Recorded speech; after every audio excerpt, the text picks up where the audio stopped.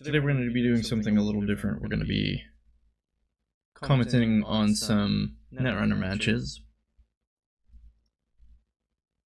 These will be just random matches on gintechie.net. We'll be commenting them as long as we have the option to do so, as long as people are playing. Of course, definitely credit goes to the people still maintaining gintechie.net, in spite of the fact that Netrunner has been officially shut down for over a year now, as well as the fact that credit to the people who are still dedicated to keep playing this game. If, on the extremely unlikely chance that you happen to play any of the games that are featured here within the stream, and you also happen to watch this stream, again, incredibly unlikely, and you were unhappy with being spectated and streamed randomly, just let me know. I'll add you to a list, and we won't spectate your games anymore. And that's fine, I totally understand that. Otherwise, we are going to be just looking here at whatever game we can get our hands on. I've been out of playing the game regularly for about a year now, and figured this would be a good chance to get back into things and catch up on the current meta. Look at what strategies and fun things people are doing these days. I have no idea what we're gonna see, so it's gonna be a bit of a learning process for me, as well as the commentating itself. But we'll just jump into the first game here. It looks like we already have quite a few people watching this one. We see Chaos Theory versus Replicating Perfection. Chaos Theory, pretty self-explanatory, getting +1 MU. Replicating Perfection, a little more complicated. The runner cannot run on a remote until they initiate a run on a central server. Of course, the run does not have to be successful, it just has to be initiated, but a click-taxing corp ID for sure. We seem to be fairly about halfway through this game. We see 2 stings on the table, and the agenda points in favor on the side of the runner, with a future perfect stolen, unless that was taken from the archives. No, I believe I must be mistaken. No, future perfect fires from the archives? No, it's ignored if it's installed, so yeah, it still works from the archives. Anyway, that's a pretty good grab for the runner. It's always frustrating to have to play that game over and over again, especially if the corp is rich. But Replicating Perfection not out of this by any means.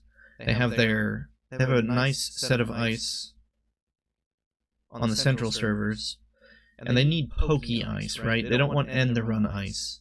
That's why you see them here using envelope instead of something like, I don't know, static wall. Not that many people use static wall these days, but they need pokey ice because they don't want the runner to just run a central, bounce off, and then hit one of their remotes. I-key is another good one. Or can be, rather. Anyway, the runner was pretty poor, sitting at 4 credits, so they just decided to click up for 4 credits. Corp sitting at 9 with a lot on the board. Now they need enough credits to res this ice on archives. Unless there's something bad in archives here that the runner doesn't want to hit. I'm not seeing anything right off the bat. Because an option for Chaos Theory, if they want to hit a remote, is just to run archives. Force the corp to spend money to res the ice there. And then jump over here to one of the remote servers. Although this is a lot of things, a lot of remotes on the table on the side of the corp. That could just be things like Rashida, although with 2 Rashidas in the bin, you have to assume it's probably something more like hostile infrastructure, maybe even a snare. We see, oh my goodness, 3 Mamba Temples in the bin? This is Mamba Temple legal again? The most wanted list is all over the place right now, from what I understand. They very briefly allowed some pretty broken old cards to enter back into the card pool. Yeah, and here is what we were talking about. The runner's gonna run archives to force the corp to either let the runner through for free, or they're gonna have to spend the money on the ice there. They weren't able to spend the money, or they didn't want to spend the money. Runner's gonna go through, see a face down in archives. It is just an anansi, which kind of signifies to the runner that the corp doesn't feel comfortable with their money, right? If the corp is pitching an anansi, actually, I might be reading into that a bit too much. I'm not sure why they pitched that anansi. I don't know if I saw. Yeah, I might be reading into that a little too much. Could that have been trashed by the runner? I don't know. Anyway, if the corp willingly pitched that anansi, that signifies to the runner that they're not feeling confident, like they're going to have the money for it. Chaos Theory does get to run in here into this protected remote and finds a drudge work, which they're going to go ahead and trash for 3 credits. That's kind of expensive. I'm sure, though, that the corp would have rather used that, but at the same time, you waste 2 clicks from the runner, 1 to run archives, 1 to run the remote, and 3 credits, and you didn't have to spend anything other than the click to install that.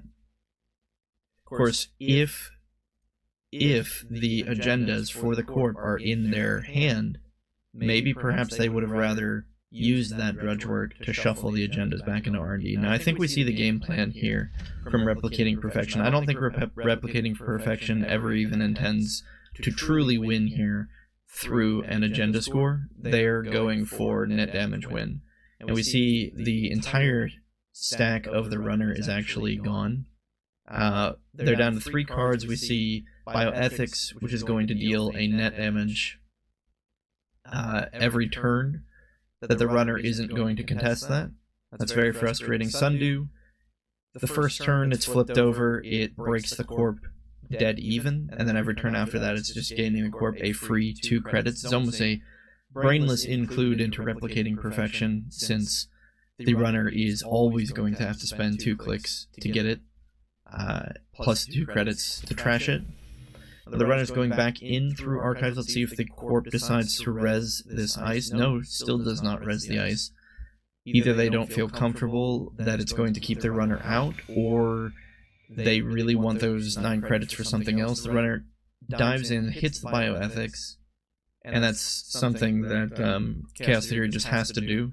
With only 3 cards in hand, she can't afford to let anything else, anything that deals net damage, just sit on the table. Now, right before the trash, the corp reses hostile infrastructure, which is probably why they didn't spend the money to res that ice. Hostile infrastructure, extremely expensive, but it deals a net damage every time the runner trashes something.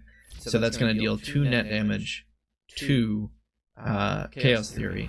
And then she sweeps that Sundew off the table because she can't leave that there. She can't let the corp just gain 2 credits every turn. Now, I think this was better for the corp in general, because effectively Chaos Theory had 3 lives, right? Now she's lost 2 of them, so she's down to just 1 more life, and then she's dead after that. I guess I should say she has 4 lives. 3 cards, and then the last life is going to be game over. So the corp decides to just triple click for credits, probably just wants money to res whatever's on archives. Now, I would imagine we haven't seen the entire game. I wish we could have seen this game from the beginning. But I would imagine that the corp has a lot of agendas in HQ. If I was the runner, I would probably attempt to run HQ, but the problem is you also have to think the corp probably kept a snare in hand. So it's tough. I mean, what do you do, right? Do you turning wheel HQ as the runner? The runner also decides just to take a bunch of money, and I guess that's okay, but how many bioethics are in the bin? 1, just the 1. That's not a great sign, but probably more important is that there are 2 hostile infrastructures in the bin. So, Replicating Perfection is running out of tricks to deal guaranteed net damage with. Now the runner decides to go ahead and try for R&D. They are going to hit the Anansi though.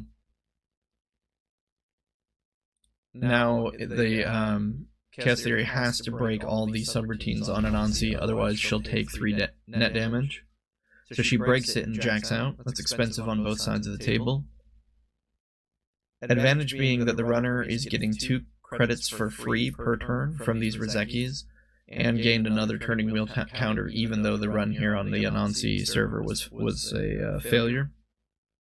Runner then decides to take 3 credits and end their turn. Back to the Corp. I would imagine the Corp is feeling a little frustrated right now, because you have to think that they have agendas in HQ. Now, we see preemptive action being used. This is going to allow the Corp to shuffle back in anything they want. It's also going to pad R&D with non-agenda cards. What goes back in? Bioethics, Rashida Shahim, and Rashida. That's interesting. I would not have suspected the double Rashida. I would have put back a snare, I think. Or maybe even a hedge fund, I'm not sure. Oh, they undid their click. Okay, they're gonna redo the cards they take back. Instead, they take Rashida, and no, they just do it again. Oh, they used the reason they did that is because they used preemptive action too quickly. They forgot that it ended their turn, so they took 2 credits and then just did the same thing. Regardless, Chaos Theory knows where it's at. She's going straight for HQ.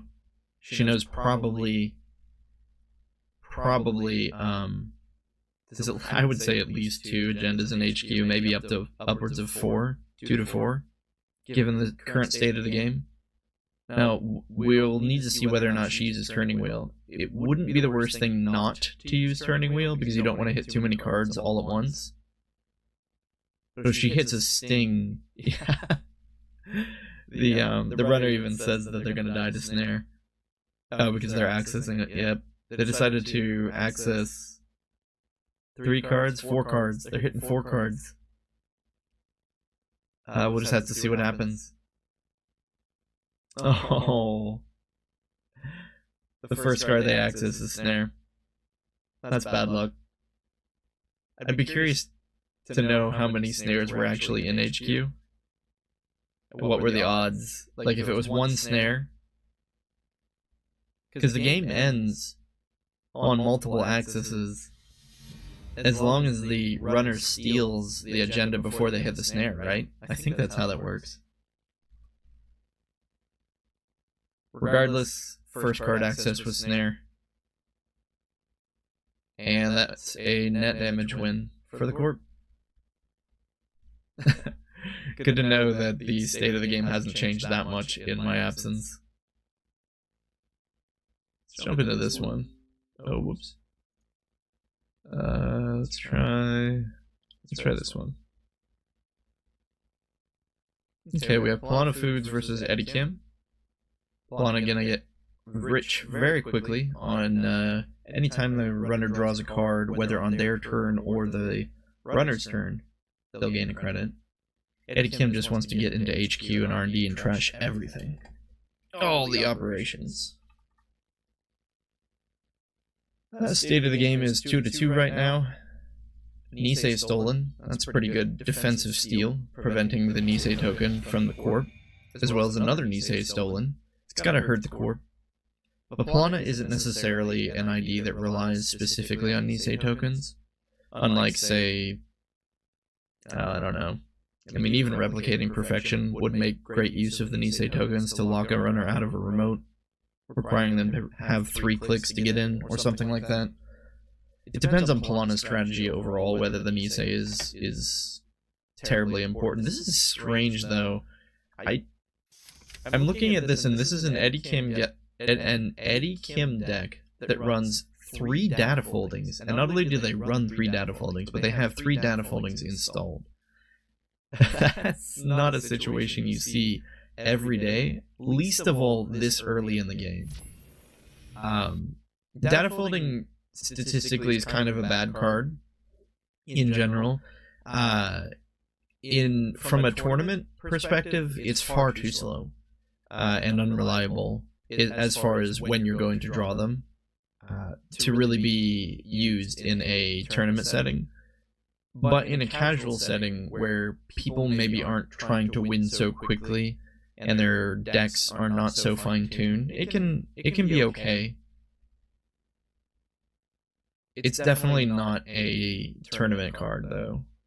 Or at least, not unless the meta has changed drastically since I last was in it rather deep.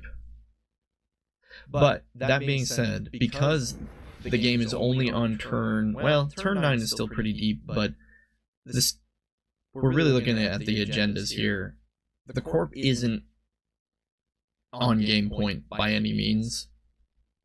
Although we do see a Lacosta gridded card, an unknown Lacosta gridded card in the server. We'll have to take a guess at what that is when we finish our train of thought here on the data foldings. But because the Corp isn't on game point, because the runner is set up, relatively speaking here, not immensely, but they've got cards on the table, and because the Corp isn't rushing out right now, these 3 data foldings are going to pull a lot of weight. Effectively, it's been too long since I've played that I don't have the math memorized exactly anymore, but when you compare it essentially to daily casts or even hedge fund, I think data folding takes way longer to pay off. But once it does, then it actually starts becoming good. And with this many of them on the table, and the potential for the game to go on, maybe even to turn, 16, 17, 18, these perhaps will be more valuable than a daily cast or a hedge fund. It's just gonna take a very long time to get there. Anyway, the Corp is not advancing this face down card, which makes me think it's not an agenda. I think in the Corp's situation, there's almost no reason why you wouldn't score this, unless you just think that Eddie Kim can't get in and you're going for the free advancement token counters, which, I don't know, maybe wouldn't be the worst plan ever. On the Lamb, played by Eddie Kim, that's going to allow them to avoid tags or damage? Up to 3 damage. Is that all types of damage? I don't think I've ever considered that from On the Lamb, but could you use On the Lamb to avoid brain damage? It just says damage. So meat damage, net damage. It's a little expensive, but overall I don't think that's the worst choice against Jinteki. You kind of have to always assume Jinteki's going to have something terrible, even if it's just a snare. So that On the Lamb will allow Eddie Kim to be able to run with less than 3 cards in hand and not have to worry about dying to a single snare. We have 2 thimble rigs on the Corpse side of the field, which is going to allow them to play musical chairs with their ice as much as they'd like. Thimble rig, a very fun card, a very frustrating card, I feel like, when I play against it as runner, but I still feel like it's a very fair card. Especially considering its extremely low strength. Anyway, we see another piece of ice put on the remote server by the Corp, and it goes back over to Eddie Kim. Now, why did Kim take net damage? Did I miss something? What? Oh, he's using Zero. I thought Zero was banned. Who knows these days? Alright, so Zero is going to allow you to purposefully take 1 net damage, and you gain a credit and draw 2 cards. It's pretty good. And it only gets better when you combine it with certain Anarch cards, like I've Had Worse, or... Yeah, you can see here we already see 2 I've Had Worses in the bin.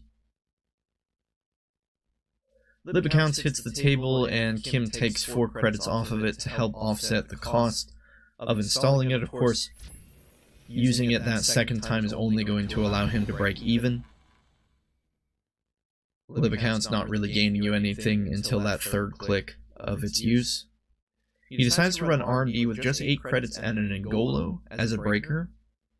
He does know that he can convert anything into a code gate with Ngolo should he need. So more or less, with about 5 to 7 credits, you can break almost anything. in that range. Now he runs into a macrophage. Macrophage is interesting. If you don't have viruses, it's really not that big of a deal. If your deck does rely on viruses, it is a pretty big deal. Now, that last subroutine is the only relevant one if you let the Corp fire it. It's the Trace 1 if successful and the run. Now, Eddie Kim has a link. The Corp decided to pay 4 credits. I don't like this decision. I don't think the Corp should have rezzed the macrophage in the first place. But then they decide to pay another 4 credits on top of that just to keep Eddie Kim out. And Kim lets that fire and just ends the run. I don't think he really wanted to get into R&D. He was just trying to force the Corp to do something. That was expensive. That was 7 credits to end the run. Would you look at that? Indeed, that was actually an agenda in there, and I think the Corp fooled both the runner and myself into thinking it was just a trap card or something. But there they went. They scored a free Future Perfect. That's bold. Future Perfect is one you kind of want to keep in your hand or in archives. You don't really look necessarily to score a Future Perfect. But another card goes into the remote. That's going to put the Corp on game point. And with a Lacosta in the remote and a face-down card, I'd say that's going to put a lot of pressure on the runner. The runner feels like they can't get through the remote or doesn't want to. So they instead decide to go straight for HQ. I don't know what I'd do if I was the runner in this situation.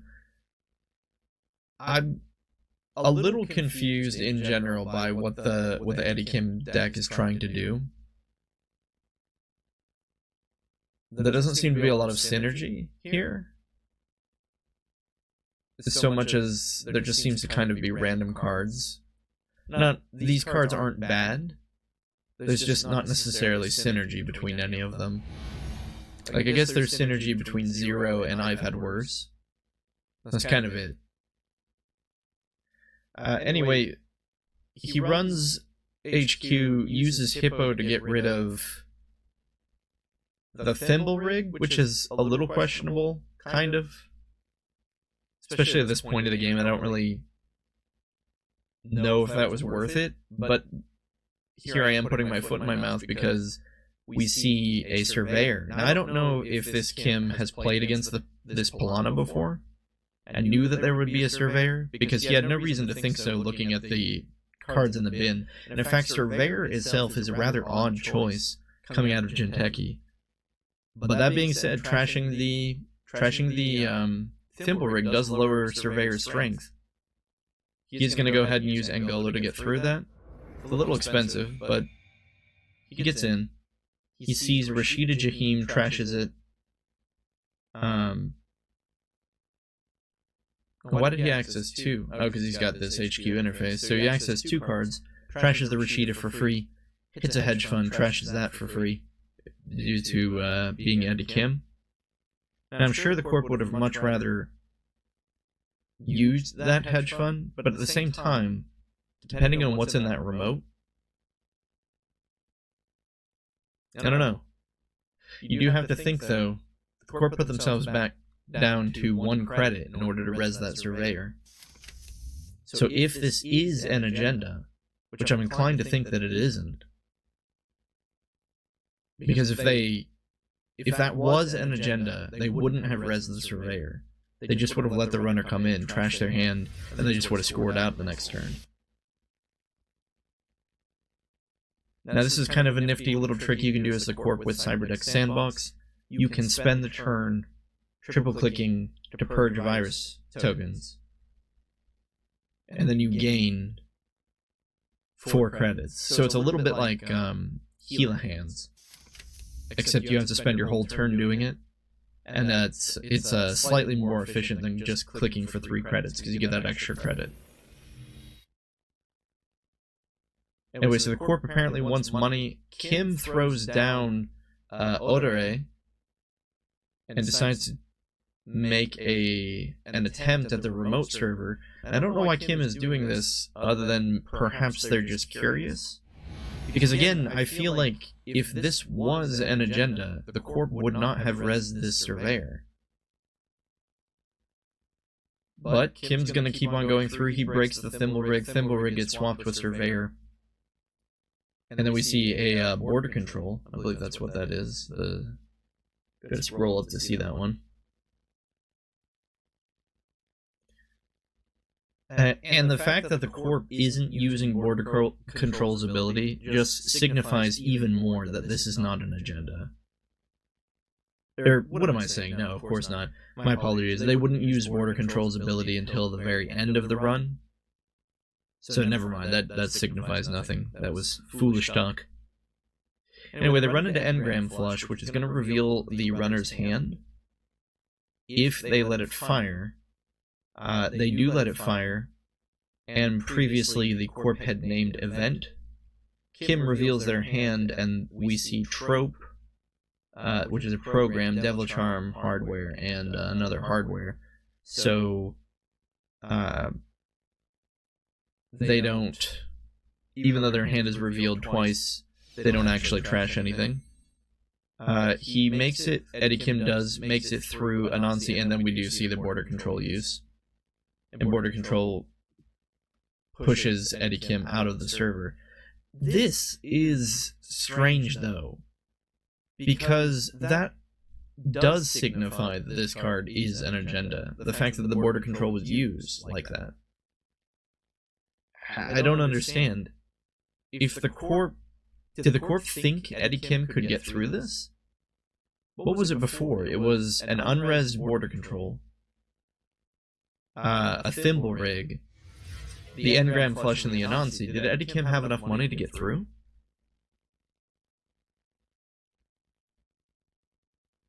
And even if he did rezzing the Surveyor force him to spend so much money that he couldn't? I don't know. Regardless, the Corp goes ahead and purges virus tokens again, which is going to gain them the 4 credits. It goes back to Eddie Kim. The problem is the Corp is losing tempo on this. A lot of tempo, simply by nature of all of these recurring credits. It keeps going back to Eddie Kim. He's gaining 3 from Data Folding, 1 from Paladin Poemu. He's also got Day of the Cast running. Of course, Polana is gaining 1 credit every time Kim draws a card by using 0. But it feels like small potatoes. Devil Charm, this is a new card. Whenever you encounter a piece of ice, you may remove this hardware from the game. If you do, then the ice gets -6 strength. Pretty nifty. Pretty good against Surveyor. So he's going to run the remote here, Eddie Kim is. If this is an agenda, it's looking like the Corp may be in a bit of trouble, especially if it's a 3-pointer. Devil Charm is going to drop Surveyor's strength down to 0, allowing Odore to just break it for 2 credits, I believe. Yeah. He's going to hit Engram Flush.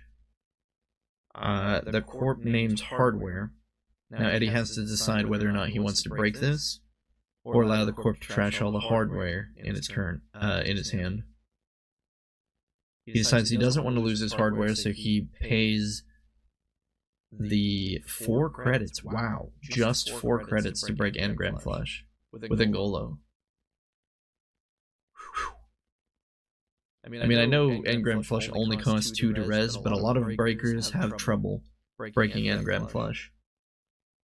It's just an NGO front. You're kidding me. Those were some weird, wacky signals being sent out by the Corp. We had one signal that it wasn't an agenda, and then one signal that it was. And Eddie Kim must have thought it was an agenda, went back in. But you know what? That makes a lot of sense, doesn't it?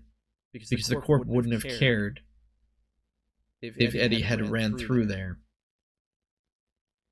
after rezzing the Surveyor.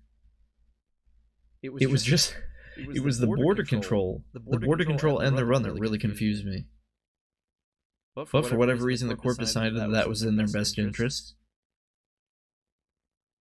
And hey, it confused Eddie Kim enough to go back in a second time, in which case it dropped him down to 0 credits. The corp is now at 14. So I can't even say it was a bad move, it was just unexpected.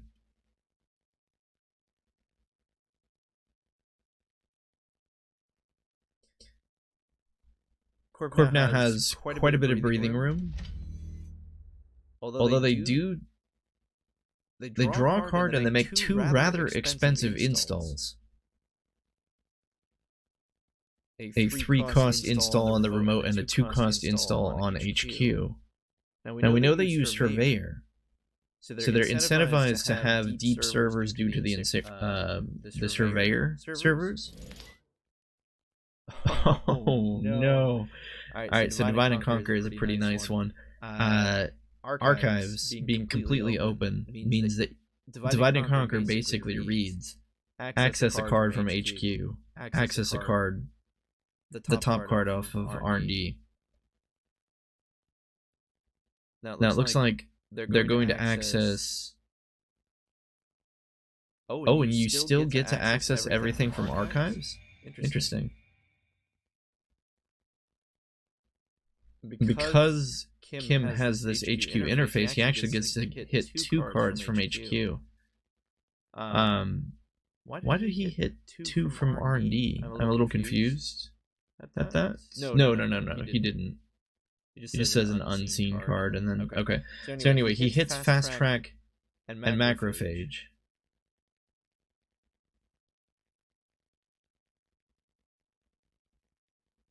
Yeah, I'm a little confused at this too. So Fast Track wasn't trashed by Eddie Kim, and I think the reason he didn't trash it is because technically Kim accessed an operation from Archives this turn. So if you see this, it says trash the first operation you access each turn at no cost. But Divide and Conquer hits Archives first.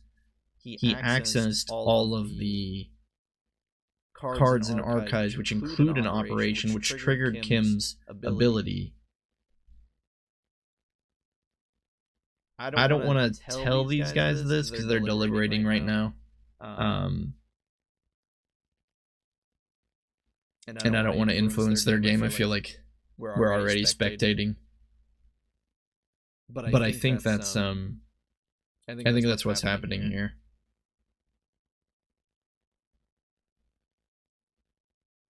Regardless, we can really quickly go over the 2 cards that were accessed from HQ. Fast Track, not really doing Polana much good at precisely this moment, although it could be used to pull an agenda and throw it in the server if that seemed like a good plan. Macrophage in HQ really isn't that telling. It's not going to affect the game very much. And he accessed BioVault from R&D. And I bet he's very happy to trash that, which he does. Pays the 2 credits for it.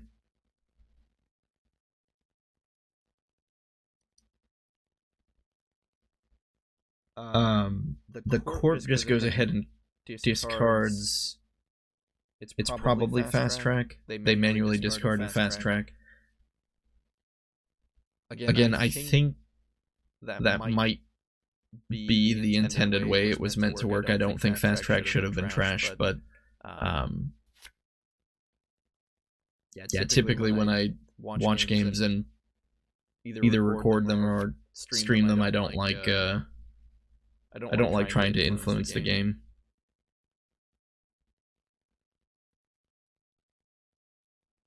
Anyway, it goes back over to the runner after the corp draws 3 cards. He's probably looking for an agenda to score. And unfortunately, that was sort of the window to do it, right? Except for the fact that even though that was the one of the better windows the corp is going to have to score if they had an agenda to put in here, Eddie Kim on the next turn bounces right back up to 17 credits, and they did that with 3 uses of liberated accounts plus all of the recurring credits. It's got to be demoralizing for the corp for sure. A run on R&D is going to be relatively cheap. 1 credit from Angolo breaks Thimble Rig. And then Macrophage, I would assume if you were Kim, you would just let this thing fire. I don't know why he's breaking this. So he spent 4 credits to make Macrophage to break. No. This is all wrong. If you're the runner, you just let Macrophage fire. And if the corp wants to spend money, especially because you have this link, you're Eddie Kim, you have a link. You let Macrophage fire, and if the corp wants to spend, think about it like this: Kim had to spend 4 credits to break Macrophage, right? Okay, and then really quickly, it looks like Kim trashed a hedge fund, but Kim had to spend 4 credits to break Macrophage. Well, if you just let the corp go ahead and run this trace 1, that means the corp has to spend 5 credits at the very least before it's even more than using Ngolo. And at that point, I'm okay with that, because if the corp does something silly, like spends 10 credits to boost the trace, then you just let him spend 10 credits and end the run. And you basically took a turn that said, spend 1 click, the corp loses 10 credits. I mean, I know you had to pay the cost to break Thimble Rig, so I guess it's spend 1 click and 1 credit. But yeah, I don't agree with breaking Macrophage. So that's okay. Netrunner is so easy to commentate on and catch things like that, but when you're actually playing it, it is so hard to optimally play the game. There are just so many calculations you're constantly having to go over in your head. Some mistakes are bound to happen. Right, so we see an installed advance from the corp into the remote. Could be another NGO front. Could be an agenda. I mean, it could just be in a biovault, although we see 2 of those in the bin already. Deciding not to really want to go into that remote server, or perhaps just they want to force the corp to spend money on this completely unresed HQ server. Kim decides to take a run at HQ. We see an engram flush res, an engram flush res for 2 credits, and another one res for 2 credits. First flush names hardware. Second flush names event. Kim says go ahead and fire on the first one, and he loses Keiko, which he doesn't need because he already has one. Then the corp names event, which would get rid of Kim's I've had words. Not wanting to get rid of that, he spends the 4 credits to go ahead and break engram flush and hits a border control. He doesn't have a barrier breaker, to my knowledge. Oh, my apologies.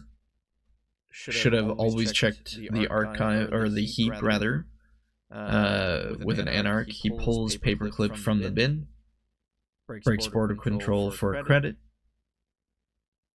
accesses Obokata protocol, but can't steal it because he doesn't have enough cards in hand. Oh no. Oh, that's gotta feel awful. Because that would have been game if you had just 1 more card in hand.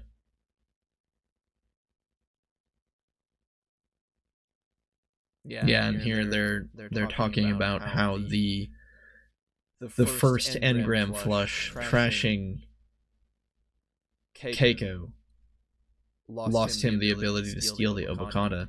And of course you can't use on the lamb to prevent Obokata's damage due to the ruling and the way it works, because Obokata protocol, the net damage must be spent as a condition to receive the agenda. Anyway, he uses I've had worse to draw some cards and then throws a hippo on the table. It goes back over to the corp, who uses hedge fund to bounce back a bit on the money department there. We have to assume that this card here, this 2 advanced card, is not an agenda. Otherwise, the corp would have just scored it out. However, we see a new card going into the remote and advanced ones. Now, if this was the Obokata protocol that we saw earlier, this is kind of a bad move. I say kind of because Kim would still need to get through the server and score. And pay 4 net damage to get it. And depending on what this 2 advanced card is, it might be another Biovault, which could just end the run if I understand things correctly. Yeah. That being said, it might not be Obokata Protocol. It could be something else. It could be another Cyberdeck Sandbox. Or even a Nisei Mark II. Or an NGO front. Although it's unlikely to be an NGO front with 2 of them in the bin. Possible. We are down to the last 8 cards on R&D. I guess that's not as unlikely as I thought. It's tough though. If I was the corp and I wanted to put the Obokata in the server, I think I would have put it in there without advancing it. Which makes me think that this isn't the Obokata. It makes me think it's a 2-pointer. But who knows? I mean, it very well could be. Kim decides to run on R&D.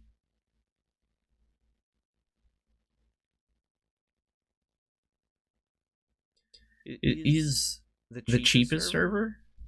Again, he's going to hit this Macrophage. He really should let Macrophage fire. Kim has no need to spend the money to break this, especially if he wants to attempt to contest the remote server. Although I get the feeling that he doesn't have the money to get through that surveyor. Kim does let Macrophage fire. We're going to see the first 3 subs fire, which are going to be pointless. And then the last to end the run is just going to be...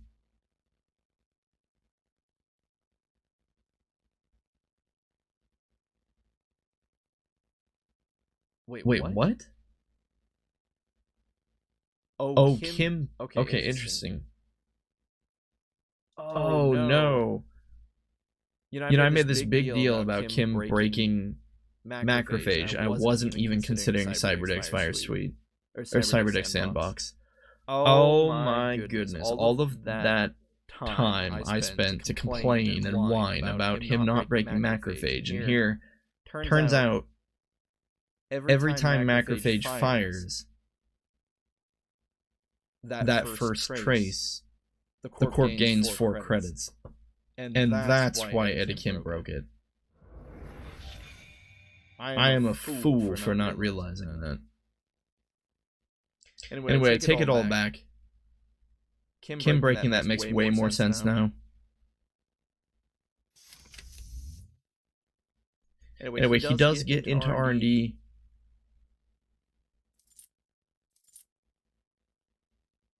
He sees a Lacosta grid and trashes it. And then throws... Oh, this card is back. Throws a Parasite on border control. Unfortunately, it does look like this is an agenda, but... It's just another Cyberdeck's Virus Suite. Oh, I say just, but that was game point.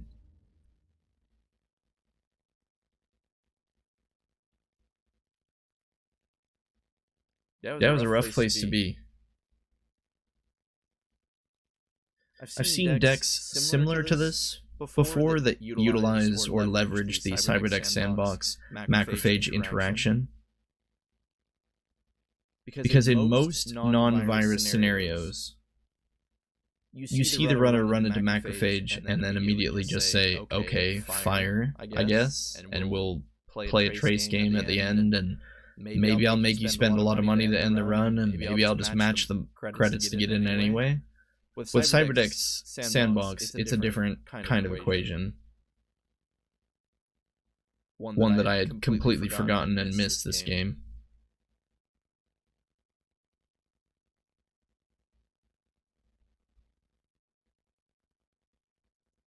I think that NGO front that Kim went into the server twice for was what got Piranha the breathing room to do what they needed to do.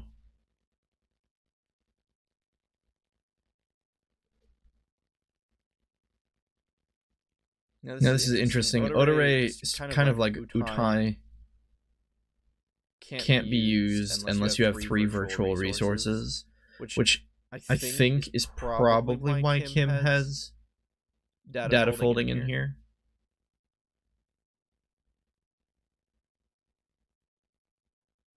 But here's another problem.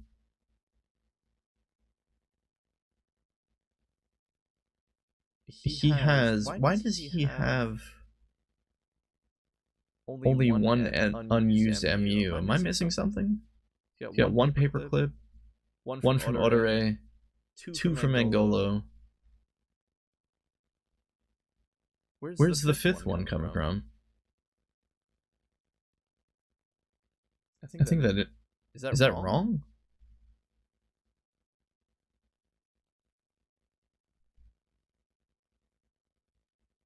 I have no clue.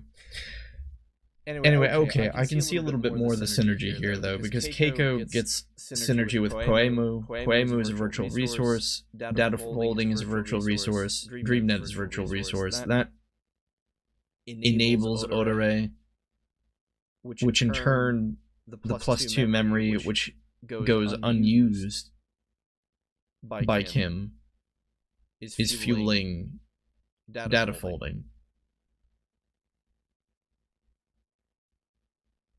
Like, data folding is clearly firing. I don't know why the interface says he has 1 of 6 MU unused. It should be 2 of 6. Oh, wait, no. Here it is. He used Parasite. That's where the last one is coming from. But by using that Parasite, he turns off his data folding. And Parasite's a really good card, don't get me wrong. He probably wanted to combine it with Devil Charm. Oh, that's disgusting.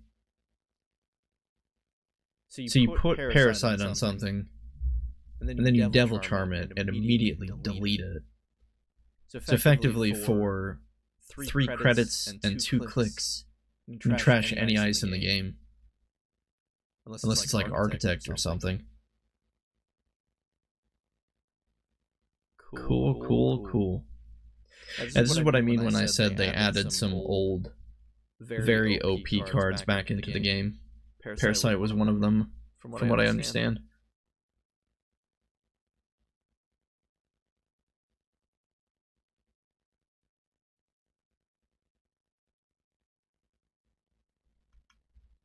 Let me switch scenes, and we can check really quick on NDB.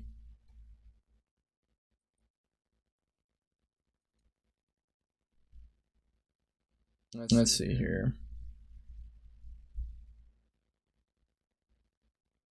Or not NDB. Let's go to Kinise.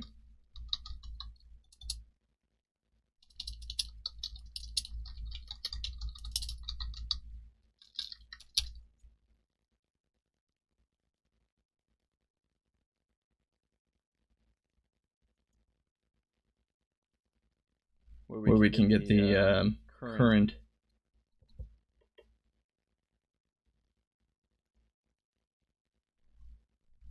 legal list. Here we go. Okay, so Anarch's got... Tell you what, we'll just put it on the screen here. Anarch's got Medium and Parasite.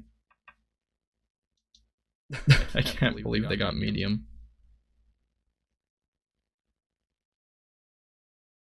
Like, how on earth did they bring back that card? Parasite's bad enough.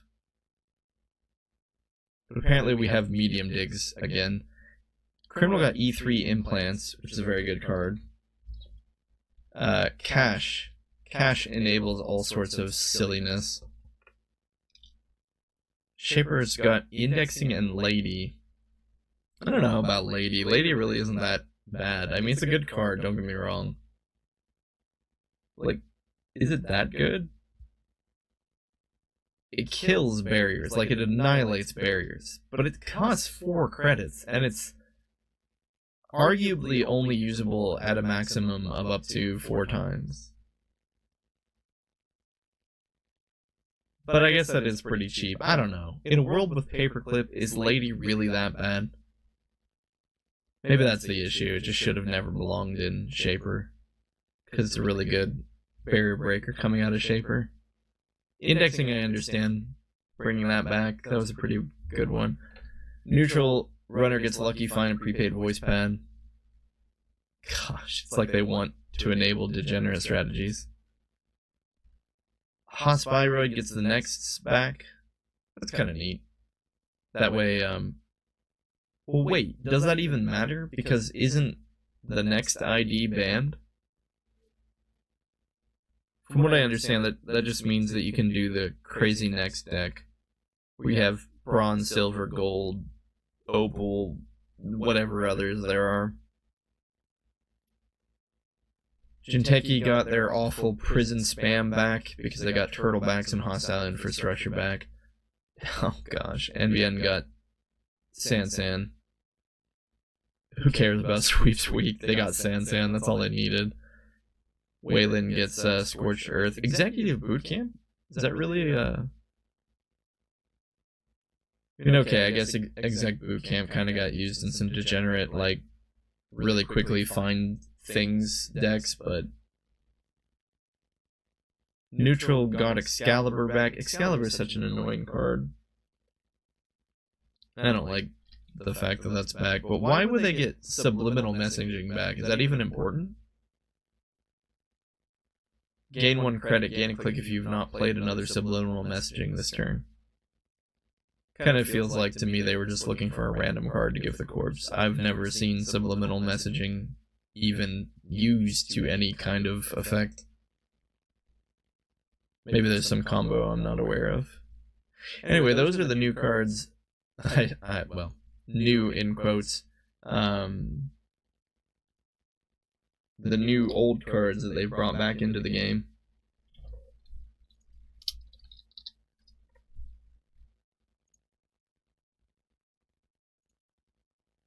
Looks like this is a core match game. Whoa, we're pretty late into it. Core games are fun, but let's see if we can find one that maybe isn't so far along. Yeah, it looks like they're all going to be far along now. I believe they're ordered from newest to oldest. So this one's probably nearly finished. No, this one's just started. Okay, well, let's watch this one then. And what do you know? Subliminal messaging, that card I said would never get used, is being used. So we see GameNet, very, very strong NBN deck, being used against Quetzal. Quetzal not necessarily a broken ID in any kind of capacity. In fact, Quetzal's kind of considered lower tier. Oh, I guess the game's just over. Did somebody die? Yeah, we got a boom.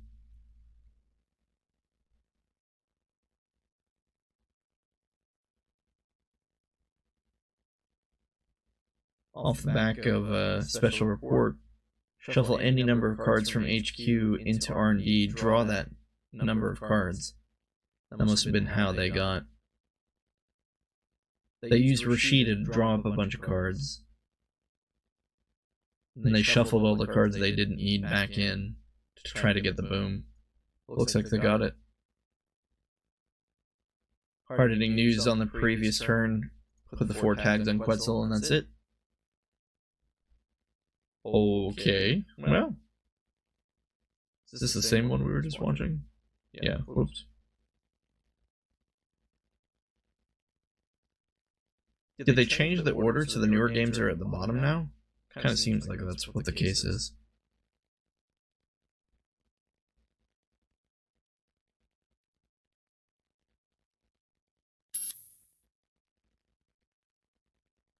Okay, so we see Wayland Consortium gaining extra money every time you gain money with a transaction card. Well, technically it's whenever you play a transaction card.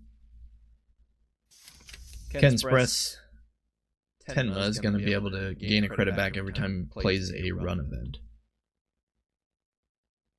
Now this is curious because we see an underway renovation being over advanced here in what is clearly an attempt to trash the runner's cards.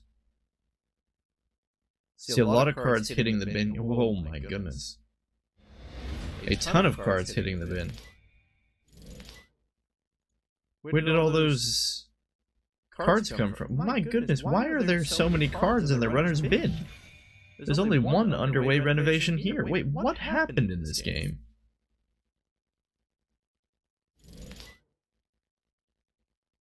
Oh, okay, it's an exclusive party deck. We see a lot of diesels. And then underway renovation was rezzed and...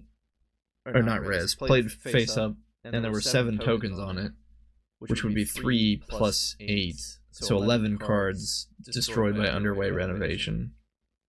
Still though, that means roughly 24 of those cards were pitched by the runner. But I guess Ken wants to play that kind of deck. Just looking here, it seems like he just wants to pitch his cards as quickly as possible to get his bin breakers. Seems kind of like a really fast, almost reckless deck. Anyway, we see a stim hack run on HQ doesn't pull anything up useful. Ken only has 2 points. He ran HQ probably because he was expecting at least an agenda in HQ. He doesn't find one. And now if I was the Corp, I'd be sitting here feeling pretty comfortable overall. Corp's a little poor, but the runner really doesn't have anything going for them. He makes a Maker's Eye run on R&D, hits a Ice Wall, breaks it for a single credit, sees 3 cards on R&D, and it's a whiff. Oh, and here's the other part of it. He's using Oracle May, probably to name event each time he draws a card.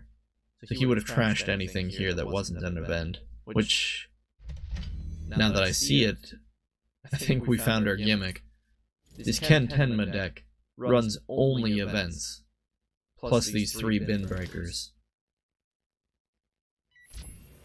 And now he has no cards, and he runs back into HQ, assuming, probably rightfully so, that HQ is where all the agendas are. But here's the real problem with Ken's deck.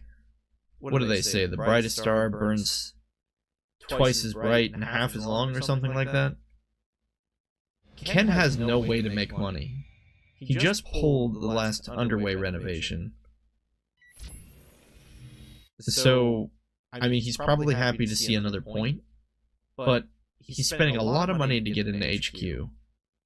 It's not even like a lot, but it's a lot comparative to what he has and the potential that he stands to gain.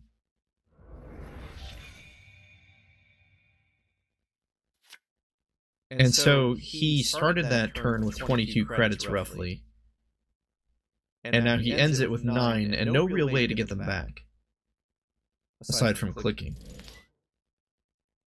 Now the Corp did lose another underway renovation. They put another ice on HQ, which kind of signifies that, yes, HQ is where the agendas are. But this just gets worse and worse for Ken the longer this goes on. So he's going to run R&D, pay a credit off of Paperclip to break Ice Wall, but now he runs into a Mausolus, which is going to be a lot more expensive. What is Mausolus? A Code Gate? 4 strength? 5 strength? Yeah. So the Corp gets to fire all the subs on Mausolus, lowering the cost to the Corp by a credit while also giving the runner a tag. I'm not sure that the runner cares that much, though, about the tag. The net damage is a little frustrating. He hits an SDS drone deployment, which is just bad luck for the Corp. It's going to put the runner in game point. Now, he did have to trash his MK Ultra to steal that, but Ken doesn't really care. He's going to install that from the heap again. If I was the Corp, though, I'd feel a little frustrated at that SDS drone deployment steal. And Ken is going straight back into R&D, which does make sense. He's just going to let Mausolus fire. He shook the tag last time, but I'm not sure that he needed to. Because he just had the Oracle May to lose. I don't know if he particularly cares about that, although I say that, and he's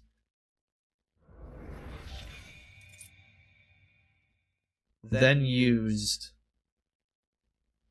on the Lamb to prevent the Mausolus net damage. Now, what did he get from...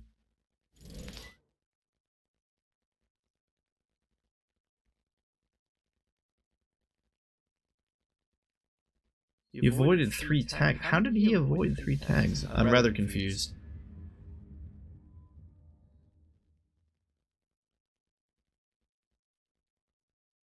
Now, the runner concedes at this point, which I think is probably wise. A little frustrating for the Corp, because this is about the point of the game where they get to have some fun, actually get to spend their money and feel safe. But kind of slim. I think the runner would win this.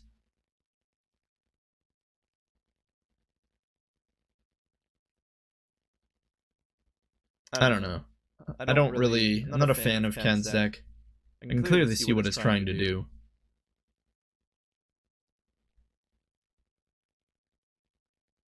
Just looking at it, though, I think there's not enough money in it. 2 credits, so Oracle is basically going to get you 2 credits and a draw each turn, which is pretty nice. Where else is our money coming from? Bravado, very good money card in general, just a good run event. We're also getting money from Dirty Laundry and Sure Gamble. Exclusive Party. And you are planning to draw through your entire deck, so Exclusive Party makes a lot of sense. Stim Hack. Okay, so there's a little more money in here than I thought. There's no long-term money, though. I think the whole plan behind this deck is just to... What? Like, run and ignore single-iced servers? You do that with Inside Job and Spearfishing. And of course those are cheaper because you're Ken Tenma. Use Oracle May to gain 2 credits and draw a card each turn. Eventually you draw into your bin breakers with Oracle May. In which case you trash them, but you don't care, because you want them in the bin. But then you just kind of play a normal game after that. You can also hostage for Oracle May. That's good. That's some good synergy. Since hostage is also an event. I like it, I just don't think it's very good, if that makes sense. Like, I really, looking at it, I see now there was at least a lot of thought put into this. This isn't just a random assortment of cards. I just don't think it's going to be very effective. Because I think more often than not, you're going to run into games like this, where you burn out, and then you just kind of sit around and go, well, I guess I'm done because I can't get into any of your servers. There's no long-term plan in this deck. You either win very quickly or die.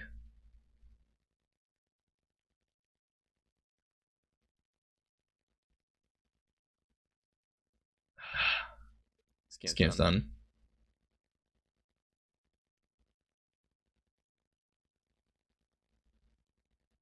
Got a lot of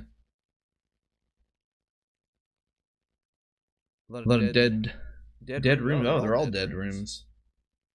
I don't know. Wait, this one's still going. Wait, no. 2 agendas to 7 agenda points. That's all the rooms. That might be where we end the commentary on Netrunner for the night.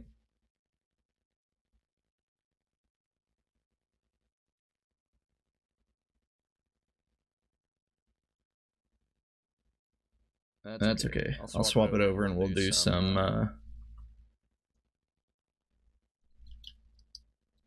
World of Horror or something.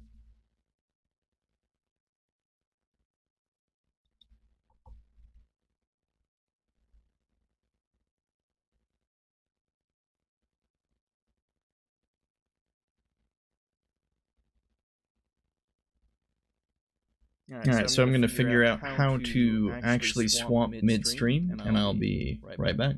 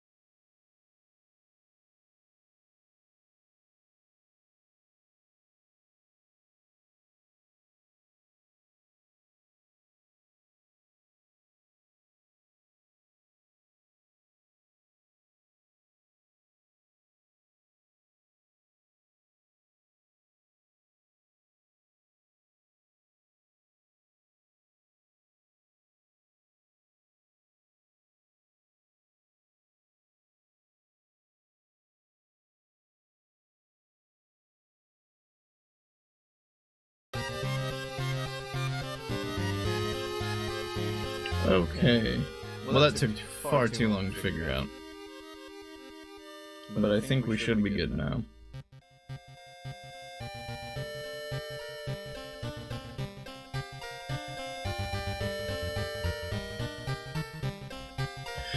Alright, well, last we left off, we were attempting to successfully make it through a quick play, and we hadn't quite figured that one out, so let's give it another shot. What's our old god of the day? Looks like we got, the old eye again. And we have our spunky, knowledgeable transfer student.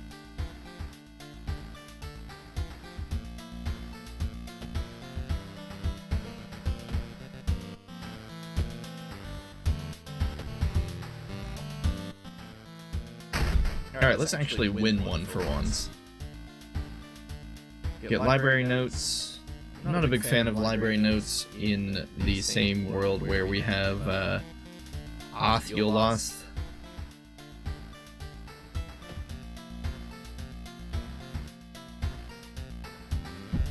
Seems like the transfer student also starts off with 2 random spells.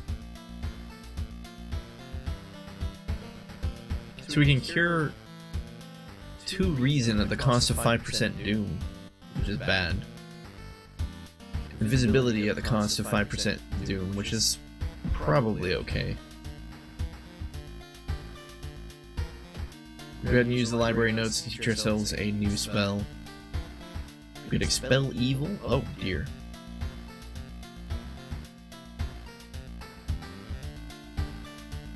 But you can only use it once.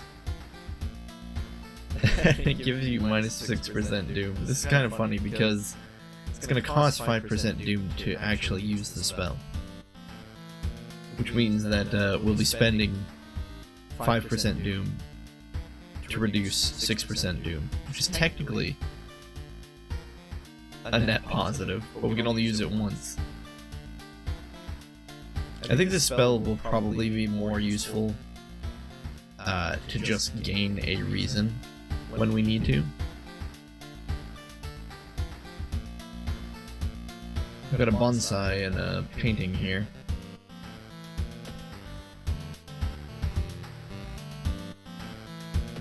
Okay. Let's stick those library notes back in. Actually, can we sell these? Yeah, we can. I think we're just gonna sell these.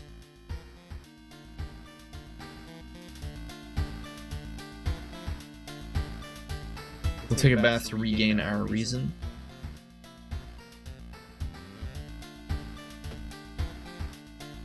And let's set off and do some successful mysteries.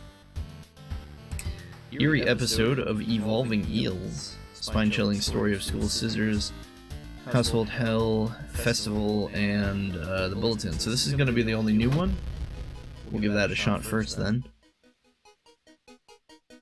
Eerie episode of Evolving Eels. While returning to your home, someone suddenly bumps into you. Did you know? You turn around. It's your friend living in the same apartment complex, Kana. That weird dude is back. You know, the one who studies the fish? You shrug, opening the door. Kana follows and immediately enters the kitchen. A while later, he returns with 2 cans of soda. Are you curious what weird fish he brings this time? He grins. I guess we're going to be looking into our weird neighbor who collects fish.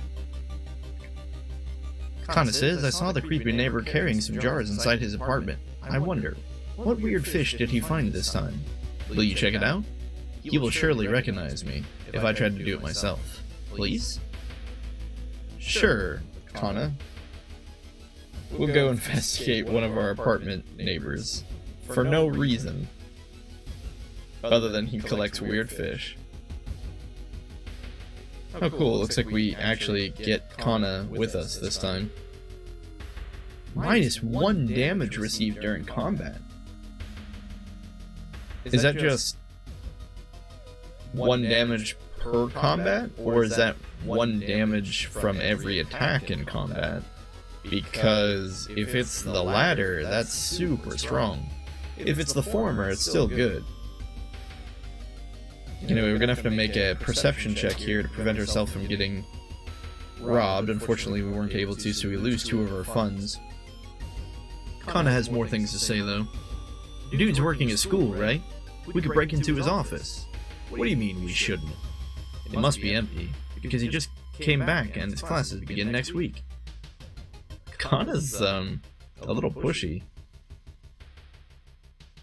We've got a side quest where we can investigate the seaside a couple times.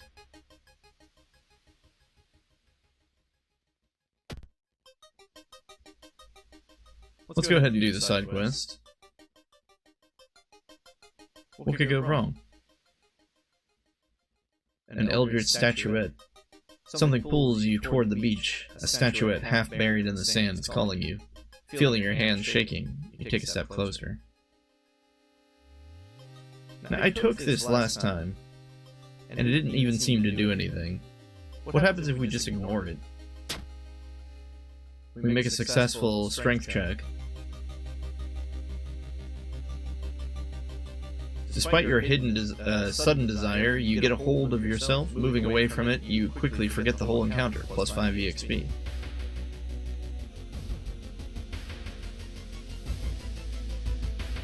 We'll just do that again. Ice up. Suddenly the air around you begins to whirl. A supernatural wave of ice is approaching. We lose 2 stamina as the blizzard chills us to the bone. You may be going crazy, but you can swear something is watching you from the sea.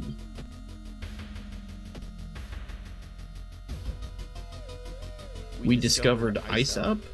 Is that a spell?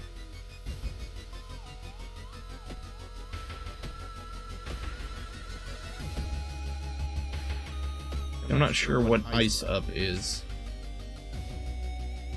Maybe we'll figure it out.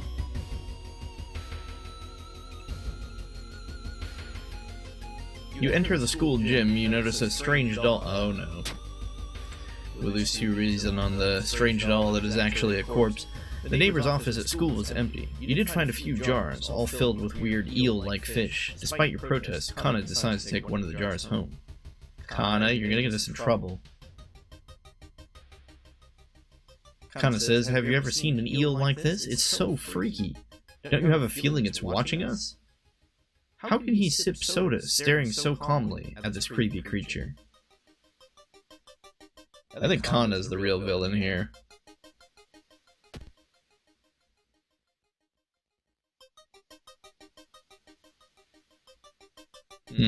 Hot bath or cold bath? I don't think it matters, does it? We'll do hot. It's inviting that you spend an extra hour in it, plus 1% doom. Kana says, I've seen him burning some notes behind our apartment building. Let's go check it out. And we think, is this eel even alive?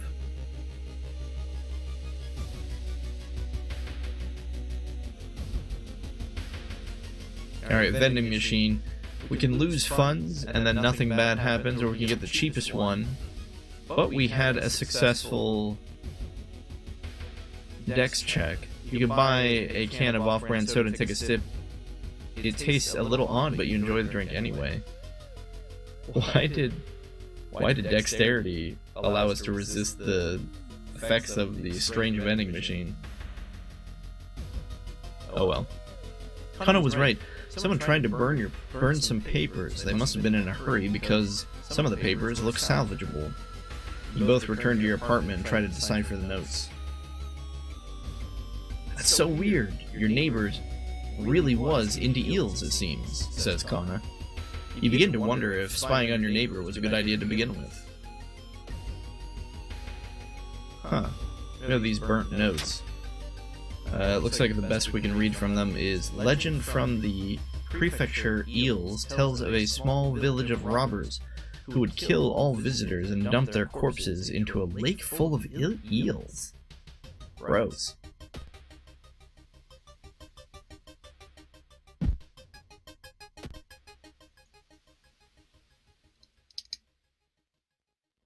Loud knocking wakes you up in the middle of the night. Open up, shouts the deep voice from behind the door. I know you're there.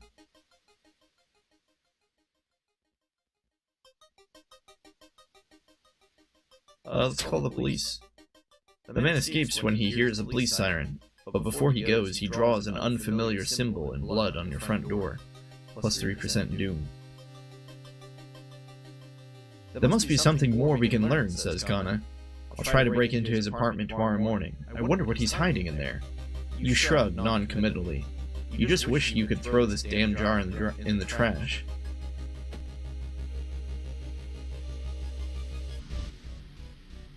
In the summer of 1971, a whole class trip fell to the sea when a rock they were standing on collapsed. They didn't find the bodies until now. Oh, that's awesome. We're fighting the class of 1971. Okay, so we're looking at -1 all damage. Pretty good dodge chance. We've got no weapons, we're gonna need to find one.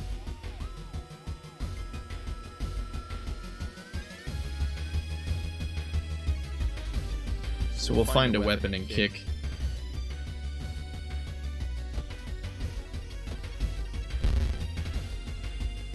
We found a broken bottle, which is better for us than the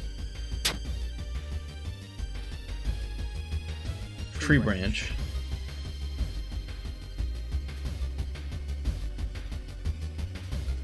We only have a 50% chance to hit, which is not great.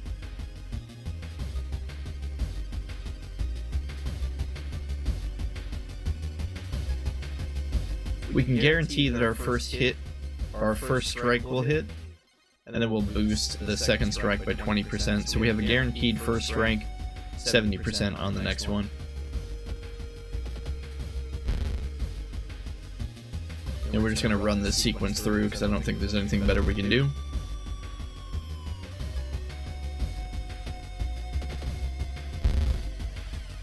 Clearly Kana does not prevent 1 damage every combat attack.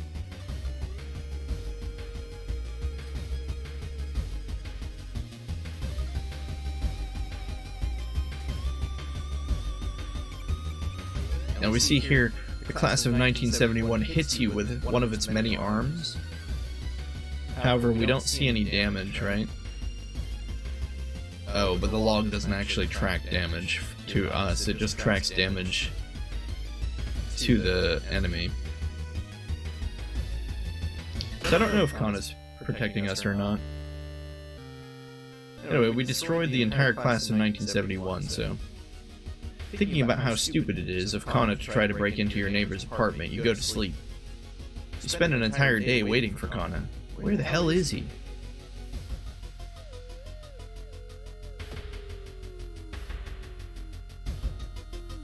Oh, was Kana not even with us in that fight?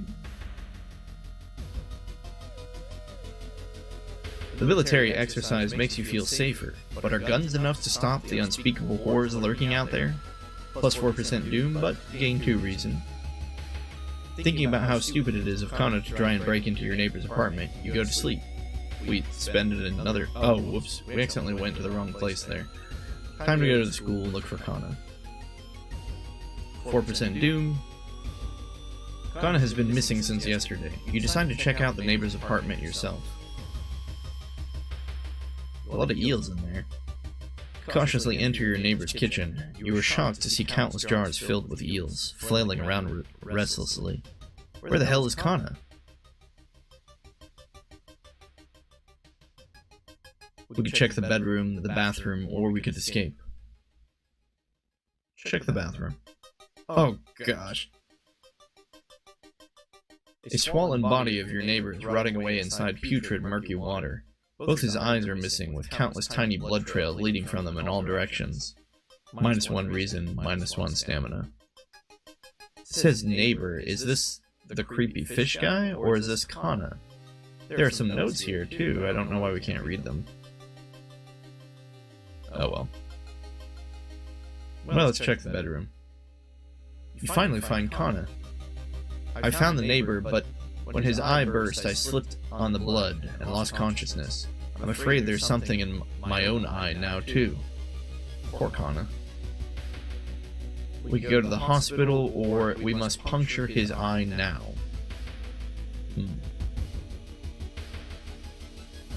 Gosh. Alright, we're gonna puncture his eye, which costs us 3 reason. Not that I can really blame them that much for losing sanity over that, but yeah, I feel like if we wait, we're gonna... The hospital is just gonna muck things up anyway. Oh, gross. No, no. What? Don't make me do this. No. I hate it when they do this in games. This is so gross. Oh, gosh. Okay, so we punctured his eye, and now crazy things are coming out of it. Shocked, you see countless tiny eels crawling out of your friend's eye in all directions. Will he even survive the blood loss? I think he would survive losing an eye normally, right? But I guess you normally wouldn't have eels coming out of your eye. This is insane. You rush to the hospital with Kana, getting a lot of attention from horrified people. Your friend is immediately taken to the operating theater. Theater? Well, that's what it's called. And you collapse on a chair in the waiting area. Wake up, dude. You've been sleeping for over 3 hours. You groggily open your eyes to see your friend. Kana is wearing an eye patch. Not so pretty anymore, eh? I couldn't exactly tell the doctors the truth about what happened, and I'm pretty sure I won't be winking with my left eye anytime soon, but thank you for saving my life. You still process the events of the previous night. Corpse-eating eels that lay their eggs in eyes? Sitting with your friend Kana before your apartment building, you watch the police officers emptying your neighbor's place. We got ending A.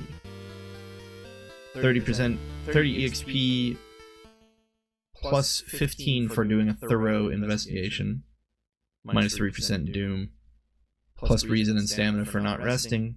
And a day passes. The old gods stir. And today we get radio failure. I don't know what that does though. It says we can't contact the outside world, but I don't think we were doing that a whole lot to begin with anyway. Regardless, it seems that puncturing our friend's eye was the right call, surprisingly.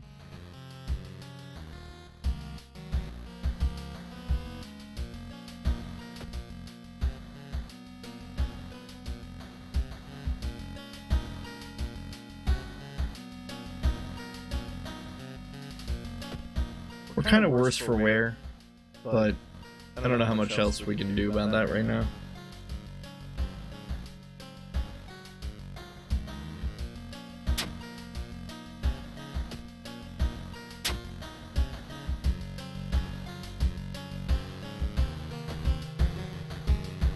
Oh, now we can't get signal. I see, so that's what happens when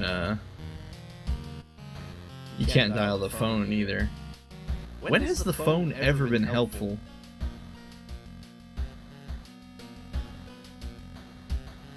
Oh, we forgot to change our outfit. We'll be casual today.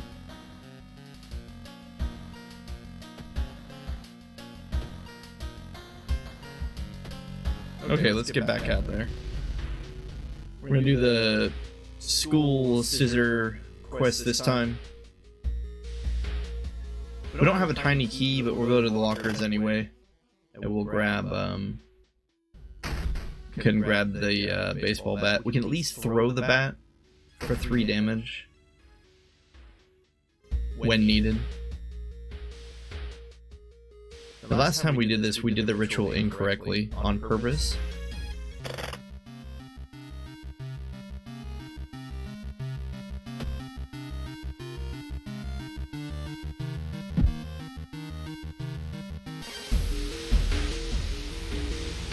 I suppose this time we could just perform the ritual right away. That would probably get us a different ending. Let's do it. Oh, the ritual is not ready. I see. Alright. Well, let's explore the school. There's nothing much else we can do. Wait, did we get Kana now permanently? Oh, awesome. Oh, he even has his eye patch. Let's talk with him. Kana looks around. Do you hear the... Never mind.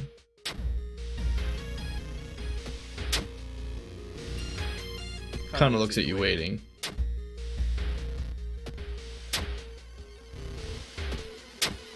I kind of wish there was more points to talking to people.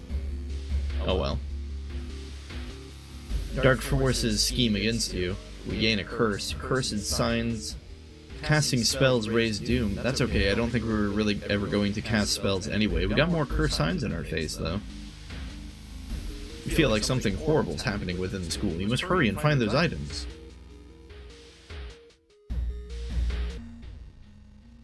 Our master is coming, and all we can do is bask in its glory. Ha, it's Glitch Man. This guy's a big pain. He raises doom, which ultimately is going to kill us.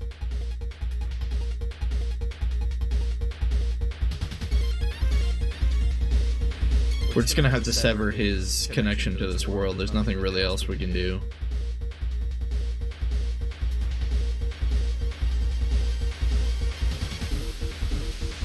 Wait, I'm not seeing the option to. I thought this guy was a ghost. Is he not a ghost? No, we just have to fight him normally then. Okay. Well, we'll just run our sequence that we had before then. Oh yeah, okay. Oh no, wait, I was gonna say that Kana blocked damage, but of course he deals doom damage, so... So all in all, we've gained 1% doom, 2% doom, 3% doom. I guess it's not too bad.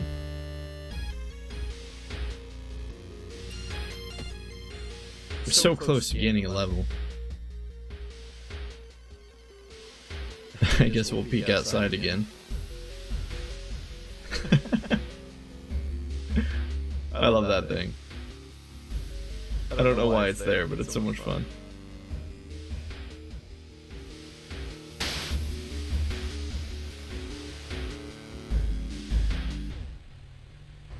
On the roof, you find the girl your friend was talking about. In one hand, she holds a bag. In the other hand, a pair of bloody scissors. Ah, that's right. This is when we fight poor Maru. Okay, let's keep an eye on our stamina and reason and see if Kana protects us or not. No. What? I don't understand. Kana, you're supposed to be protecting us. We can send him against the enemy. That sounds like a bad idea.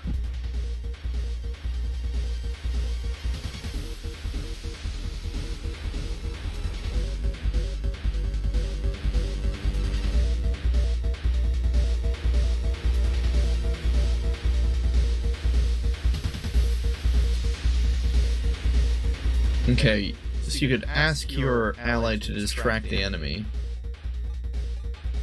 But if you fail, you lose an ally. But if you succeed, you get faster combat actions for the duration of this encounter.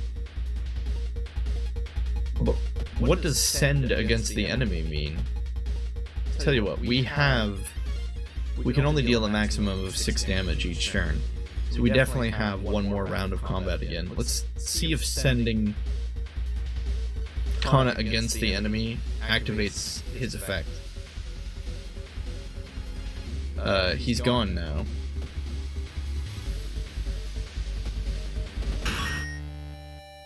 Wait, we killed her. Did sending Kana against the enemy deal damage? But we lost him. He's not here anymore.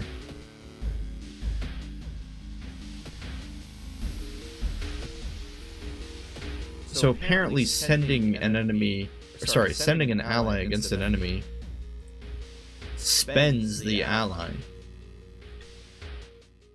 but deals damage to the enemy.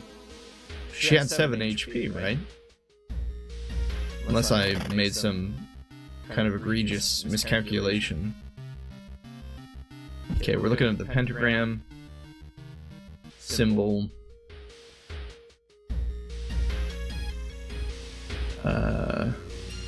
Like that, right? Except it's got this little star in the corner, maybe? It's hard to tell.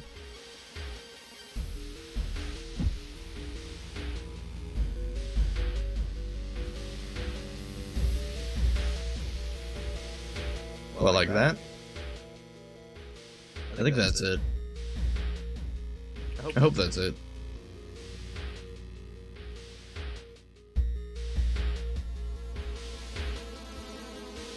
We could try doing the ritual without getting the blessed chalk.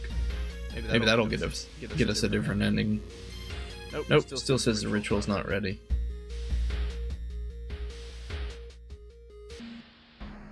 Suddenly everything slows to a crawl.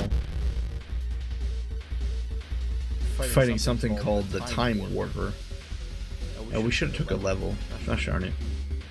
Oh, nice. It'll let you take a level in the middle of a combat. It's very forgiving. Okay, we can take one where we gain extra reason for forgetting spells. That seems pretty good. That might get us an extra 3 reason. Arcane Grasp, more spell slots, we don't want that. Or +1 luck. I say we take the one where we get more reason for forgetting spells. And then we're going to take Dexterity.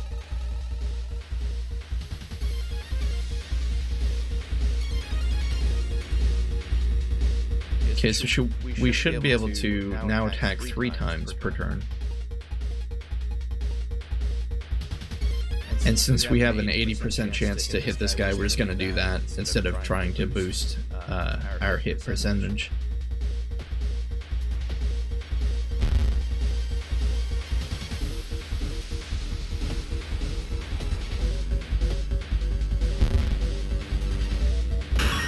Okay, so we lost 2 stamina and 2 reason. Not the end of the world.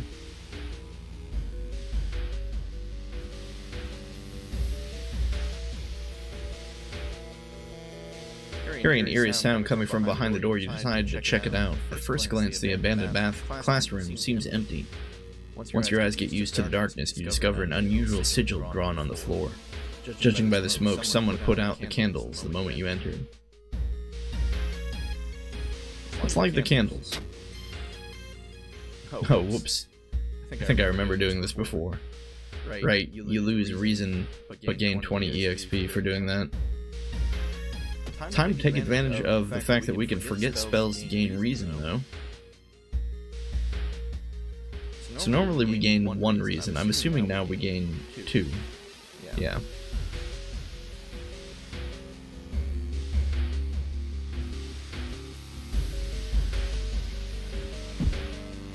We'll keep invisibility for now.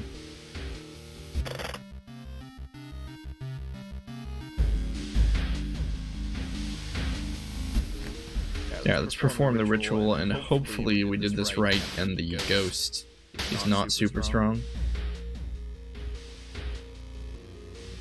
Yeah, it looks like we succeeded in properly summoning her. Man, she deals so much damage, though.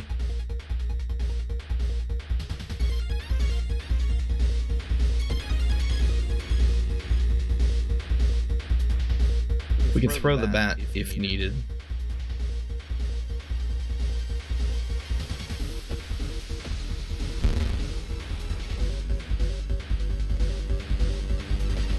Oh man, we're missing a lot of our attacks.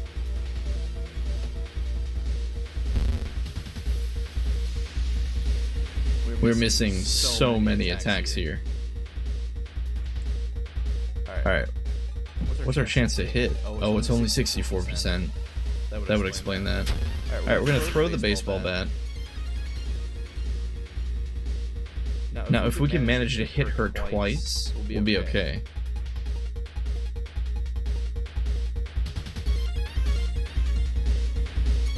Maybe instead of 3 swings, we should do a guaranteed hit.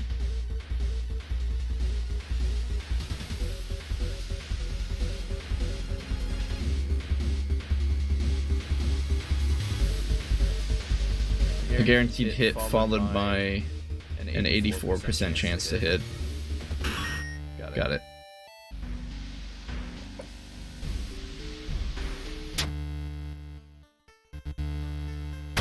That was rough.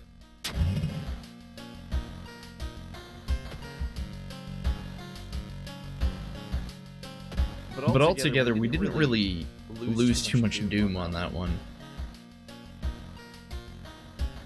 But I think we're gonna have to spend it back to rest, unfortunately.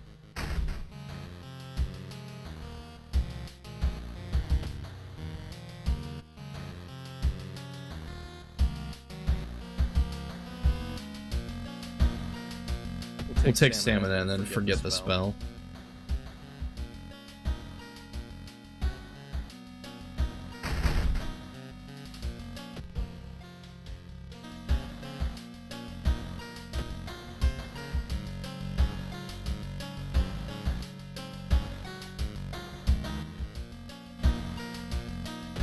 Okay. We'll do the household hell story of the mansion.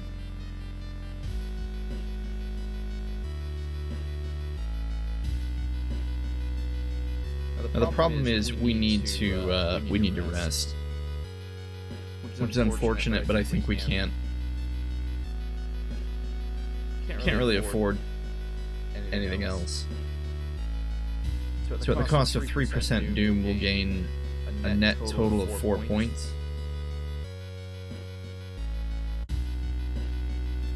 But again, I just don't know what else to do.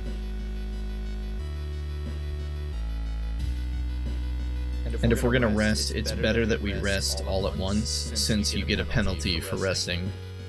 So we don't want to rest half now and then half in another mystery. We would rather rest all now.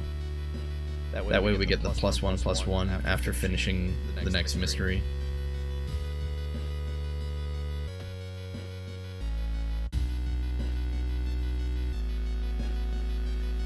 Let's not do the side quest this time,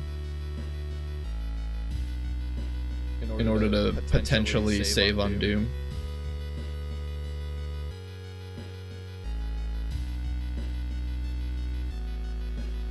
This door shouldn't be there. It shouldn't lead anywhere. More importantly, it shouldn't pull you in. Let's enter. Slowly, you enter the unknown. Lost in time and space, you drift in nothingness until something pulls you toward the light. Oh, we gained a level somewhere along there.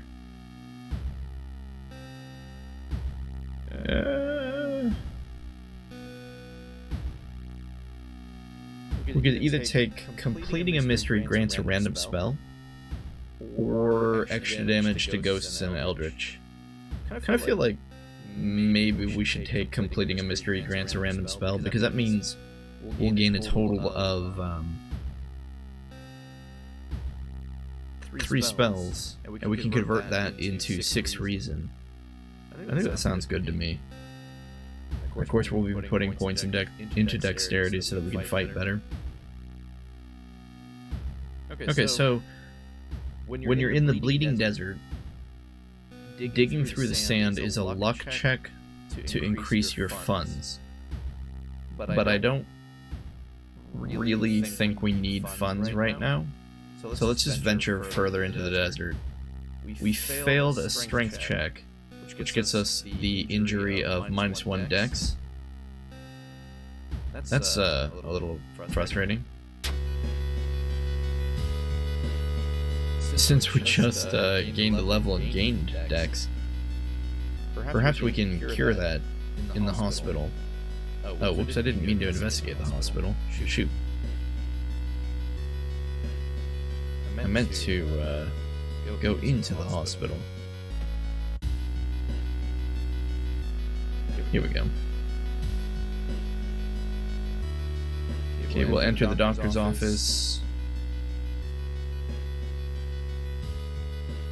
And he can treat our cracked ribs for 1 fund, in which case we receive the penalty badly bruised, -1 strength until the end of the current mystery, which is fine. We don't use strength anyway.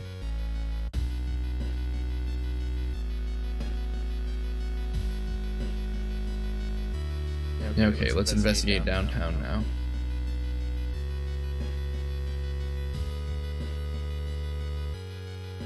Yatsuhaka Mura.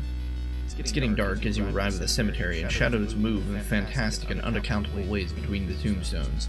Finding the right grave may prove to be a challenge, especially when you feel someone's gaze on your back. Let's just continue looking. You quickly find the tombstone marked with red string. Under a stone, you find a note someone left for you.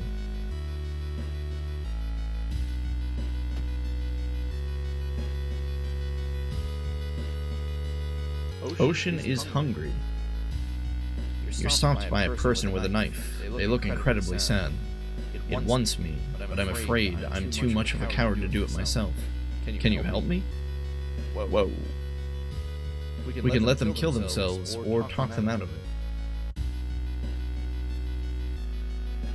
No, let's talk them out of it. No, we failed. Unable to convince the person, you close your eyes as they jump off the cliff. -2 reason. You make it through the window. This is the abandoned mansion your friends have talked about. Let's explore it. Sure. Why not?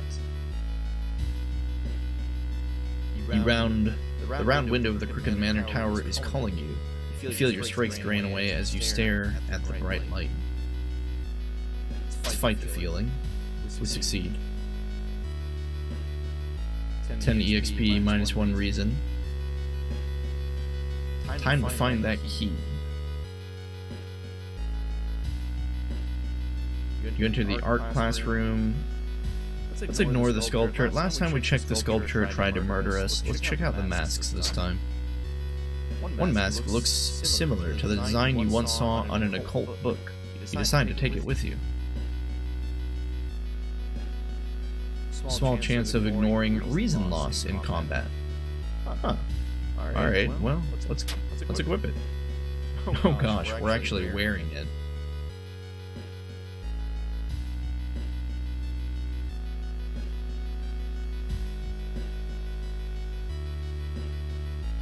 Cadaver theater.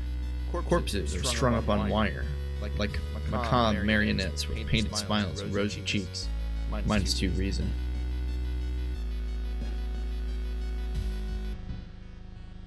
In the middle of a room, you see a man tied to a chair. You rush in to help. When you remove his gag, though, the man starts shouting curses and ancient prophecies. You fall on the floor, your mind flooded with unspeakable images as the man slowly stands up, completely ignoring the chair he was seemingly tied to.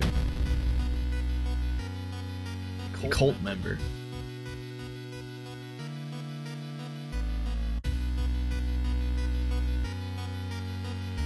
He's another doom damage dealer.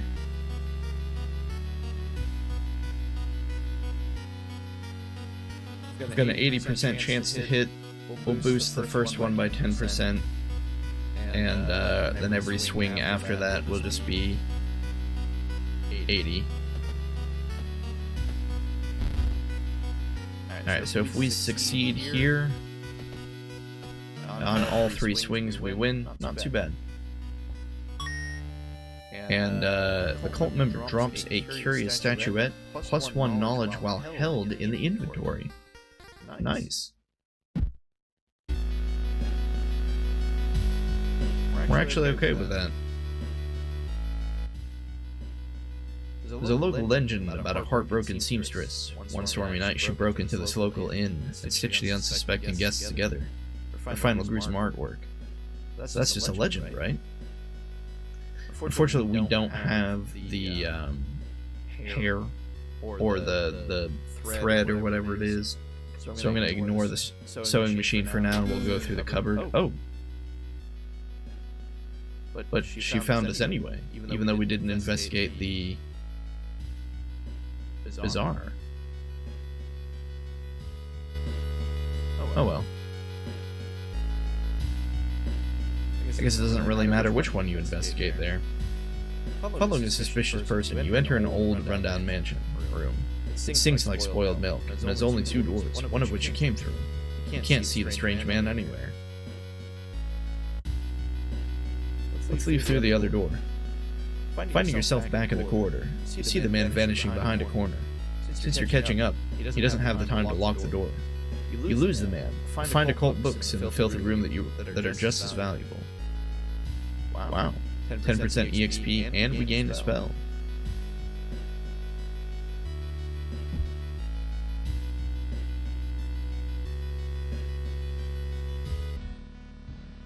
A sudden growl coming from behind a corner makes you stun. Ah, a Rumu ghost.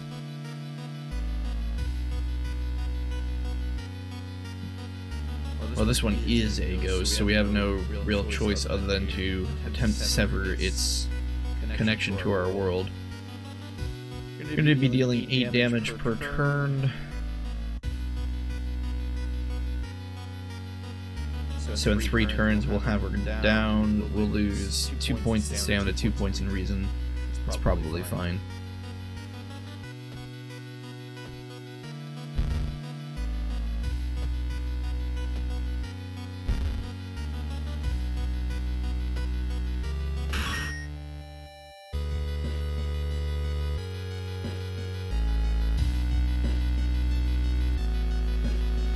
Doom is a little high, but that's mostly because of all that resting we did at the beginning. It looks like one of the previous owners of this mansion liked to read. Dusty tomes reach the ceiling. You don't have much time, but maybe you can spare some time to look through the books. Let's say we don't have time for this. I feel like we don't with our Doom so high. You proceed to the next room.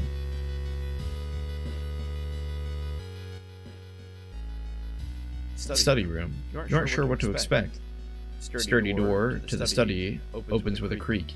The dark, dusty room is empty, but something feels wrong. A faint draft, perhaps. You move the rotten carpet aside to reveal a secret passageway cut directly into the rock.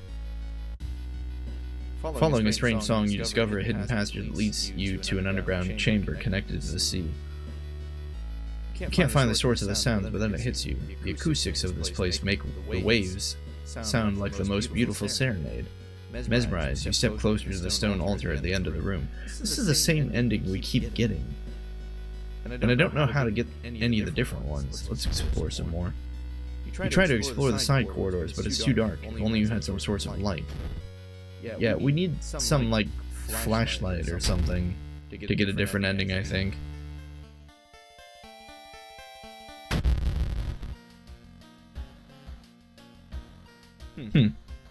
Enthrallment gains you a random follower.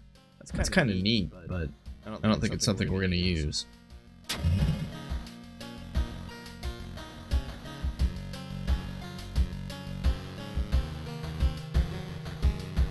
Arcane Storm.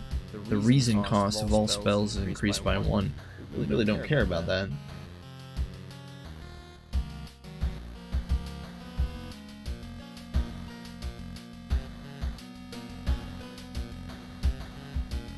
Oh, Favo writes, sorry I missed you there.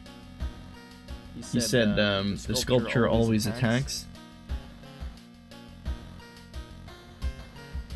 Is that the sculpture that's buried in the sand, or is that the one you find the mannequin of? I think the mannequin does always attack you. Which at least means that, I suppose you could get some EXP with it, if you were, confident in your combat abilities. Oops. I guess it's kind of a trade-off.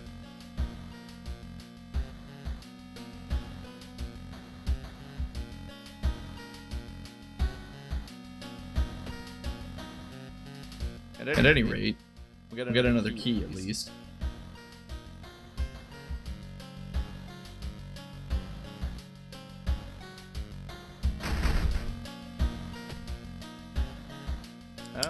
Let's try... We take the stamina just because we effectively have 4 reason coming back to us in the form of the spells over there.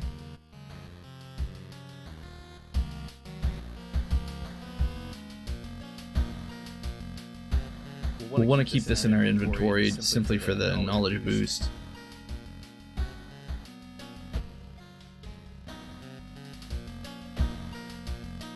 Otherwise, I think we might actually have a chance of doing this one. I feel like the festival's kind of long, but...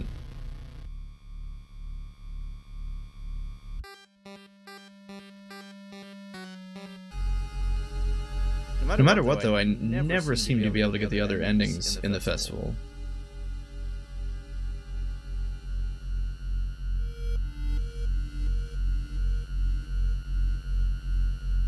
We are wearing the ritual mask, though. It's the same mask that the police officer shows up in. Is it possible that we'll get a different ending just because of that?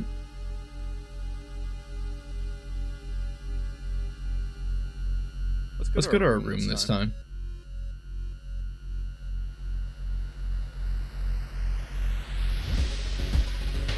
We have an action that's unavailable, and then onsen. Onsen simply gives us more stamina, so I guess I kind of wasted that event, didn't I?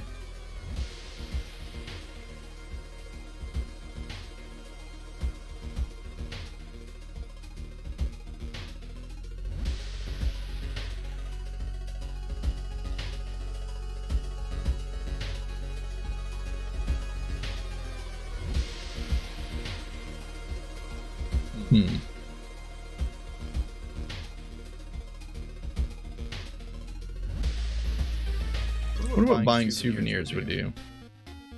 Oh, it just takes us straight to the shop. I see.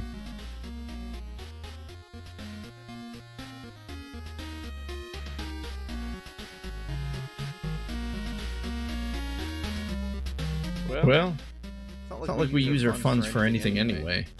Suppose we might as well buy the happy coat.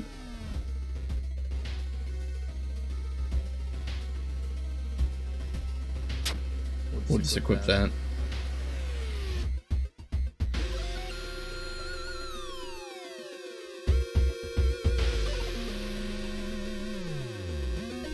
What happens if we go back to our room? Huh. So it seems like we have the same actions no matter what, and that's onsen, which gives us +2 stamina. And then resting in the room gives you +1 stamina and +1 reason. Regardless, though, both actions seem to progress time. Investigating the street appears to just give us a random event. Oh, this is different. I thought we were going to get sent to the desert. Here we have Boreal Expanse in the other world. The temperature abruptly drops and you shudder in the icy cold. You find yourself in the middle of a snowy wasteland. A sudden gust flings you to your knees. You inhale deeply, feeling your chest tighten and ache. Your fingers and ears are already numb and freezing. You have to move. Oh no, we give up? That seems bad. Let's move to the pyramid. The frozen guard corpses watch you silently as you cut yourself on the razor-sharp edges of the ice. Nuts. Whoa, when did we get a broken bone? Unless the frostbite was from what we just got. Man, broken bone does not seem good.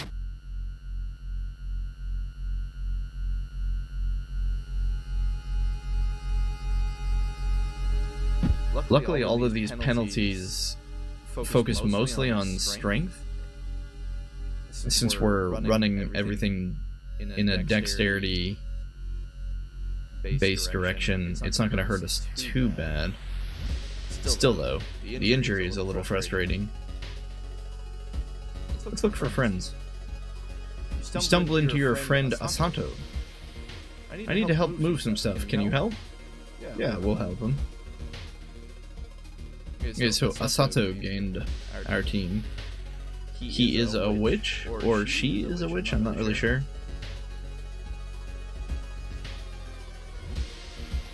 Oh, so if you let go of her, him, whichever, will gain 2 spells, which converts into 4 reason. So effectively, Asato gains us 4 reason whenever we need. It's pretty good.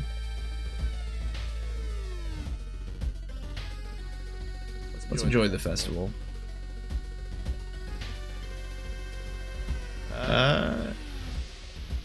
This guy's asking us if we want to test our luck in this game. Well, we have 0 funds, so let's just get 1 ticket.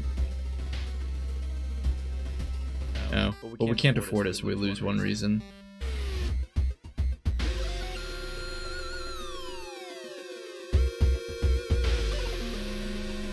Let's relax a bit, and we'll regain some stamina and reason.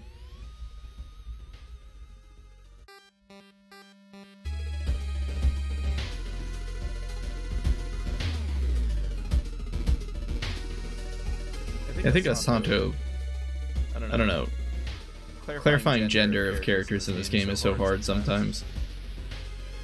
Okay, we're out of funds, or rather that's the name of this event. It's a bad time to be out of cash, says the grim-looking man who's standing in your way. Our company fortunately specializes in cases like yours and will gladly help you get back on track. After all, he takes a step closer and you can swear there is a faint smell of rust around the man. Everyone has something to sell. We could sell a jar of blood, our fondest memory, or a peace of mind. I feel like what this is actually asking us is, do we want to get rid of HP, reason, or experience points? We're so close to gaining a level.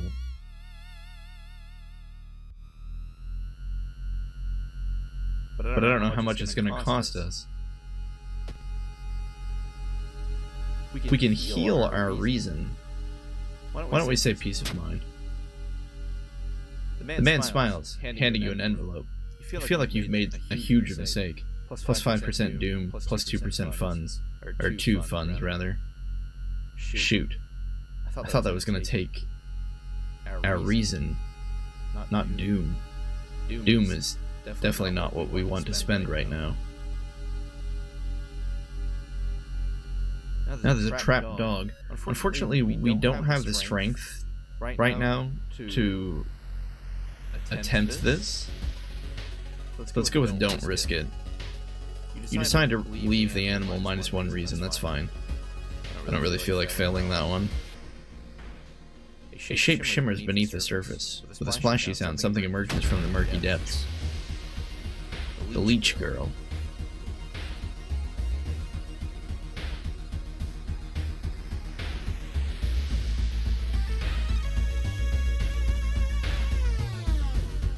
So we can do 2 swings at 90% and a final swing at 80. Unfortunately, the leech girl hits hard, dealing 2 damage to both stamina and reason.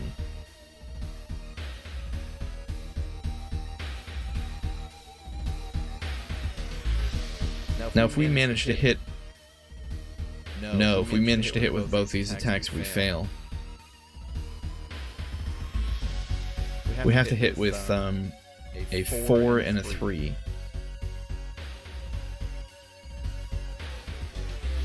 We can guarantee the 4 hits.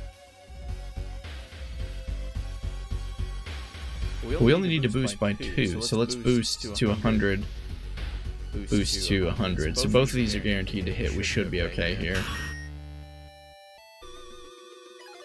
And we did gain a level.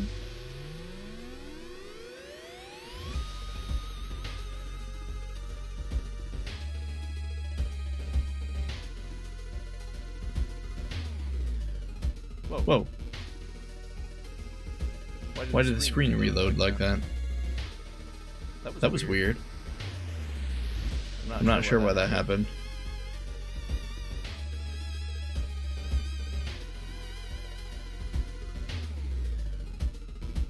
Anyway. I don't really know specifically if any of these are better than the others. They just seem to be stat boosts. Let's take perception, I guess. Then we'll boost our dexterity further.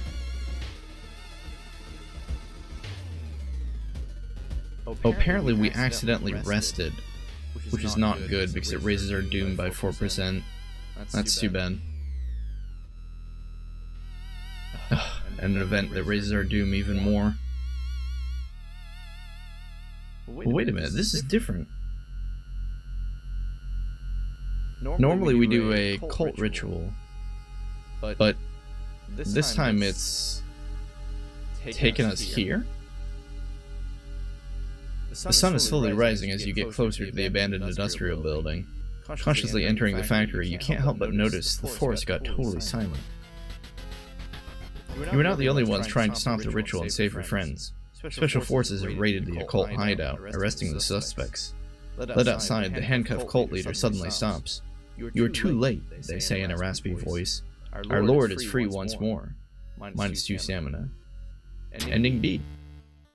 Later that day, after an interrogation, detectives let you go free. Festival guests are still missing to this day. You board the old bus, wondering what exactly happened out there.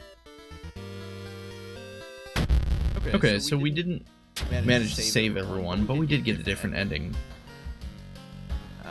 We get contaminated water. There's something wrong with the tap water. It is black and oily, and glistening, smelling like death. You hope it's just a temporary issue. You can't gain health in between mysteries. Does that mean like now? Like if we take a bath? Oh no. They still didn't fix the water problem. It is black and oily and glistening. No way you're gonna wash yourself in that. Yeah, so we can't take a bath anymore. Wait, did our outfit change? Why are we wearing this? Oh well.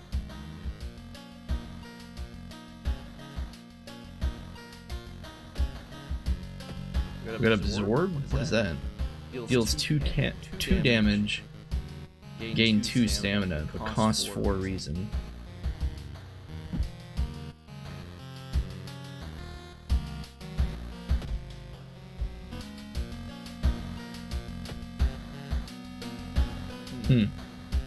Oh well. To the last mystery. Bloody brief of a beckoning bulletin. As the decades roll on, technology has only developed further. These days, a computer bulletin board software allows computers to communicate over the phone lines. All it takes is a computer and a modem, and anyone can connect to the bulletin system, or even host one of their own. Once you connect, you can read all of the messages on that bulletin, and even post your own to start a conversation.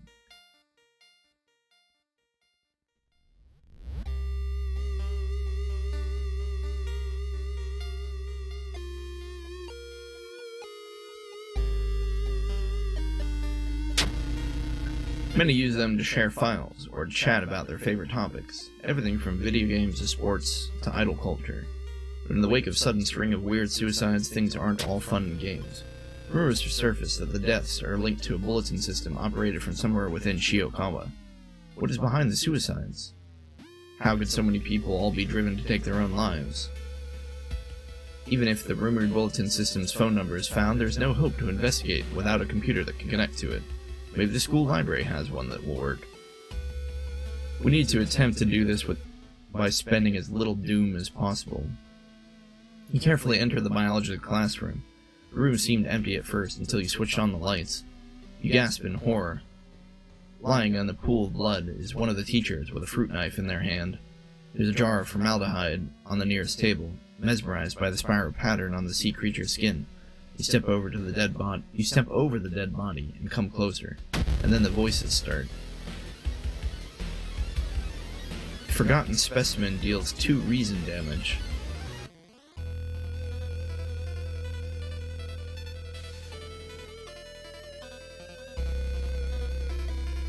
So we've got a 90% chance to hit. We're dealing 3 damage on hit.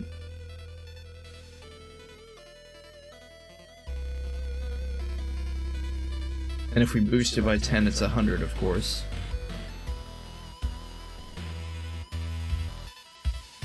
We can only swing 3 times anyway, so we might as well just do 3 guaranteed 9 damage hits. Problem though is that we're not going to deal quite enough damage.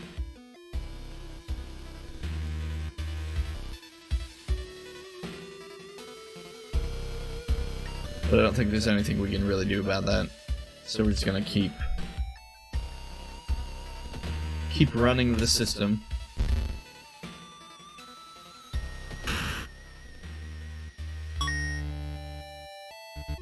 So we managed to kill the specimen and gained a lump of flesh, which does give us 5 stamina but gives us a strange status effect. We could sell the lump of flesh for a fund. I don't know what we'll do with that, to be honest. I'd love to go to the hospital and remove our injury, but I don't think we can afford to do it. And that's mostly because we really need to lock that. There we go. Anyway, mostly don't want to go to the hospital because of the doom cost.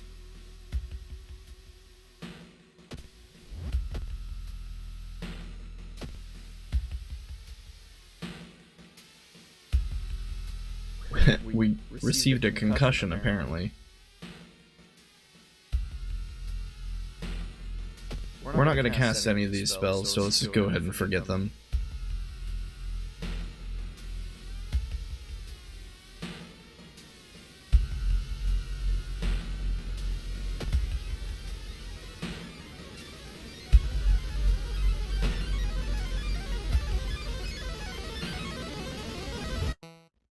An old friend. You're pleasantly surprised to meet your old friend while waiting for a train. She's undoubtedly changed a lot since you've last seen her. These days, she's moderating a web forum dedicated to the paranormal. Maybe she invites something. Maybe she knows something useful. Let's invite her for a coffee. In between conspiracy theories and Bigfoot sightings, you hear a worrying rumor about an old god slowly awakening to rule the earth once again. Could this be the reason for recent horrific events? -1 funds, but +7 EXP.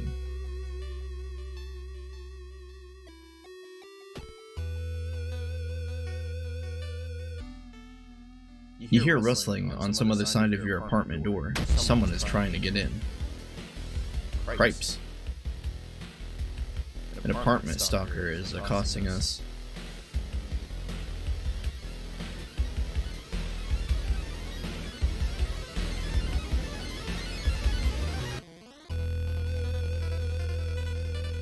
So we'd have a 90% chance on 3 swings to deal 3 damage. That's not good though. This guy deals 3 stamina per turn.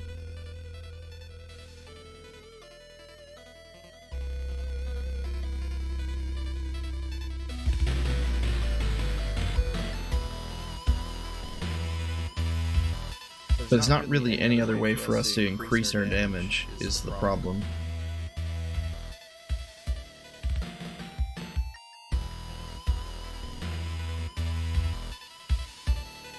I suppose we could ask our ally to distract him, but it's only a 70% chance to succeed. Plus it costs 80 time. Let's try it. If it fails, we lose our ally though.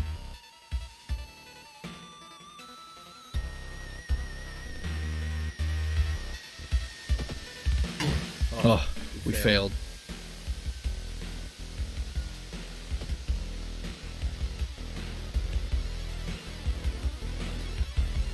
Sato tried to distract the apartment stalker, but died. And we missed. Ugh. We got the worst of all worlds. Well, Nothing we can really do now except accept our loss. We rolled the dice on a 70% chance to succeed and lost on a 30% chance. And we're going to take a lot of stamina damage now.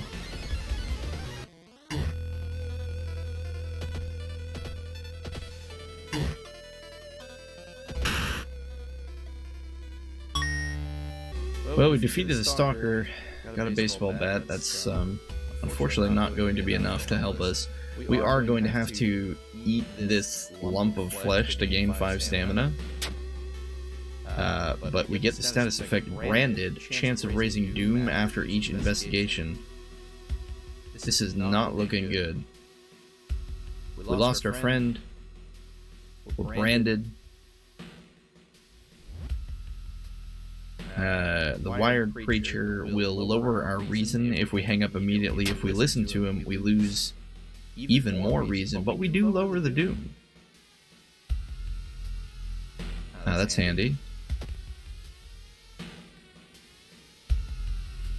Our penalties are stacking up here, though.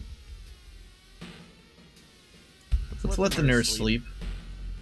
You know, apparently there's plus 2% doom, though, because of that, but the hospital's threat goes down by 1. I don't think that was worth it. I didn't realize letting the nurse sleep would increase our doom. When you enter the metro car, you notice an oddly shaped package. Okay, this is a dex check. A dex check? We do have 9 dex, so let's try it. We do succeed, and we gain 8% EXP.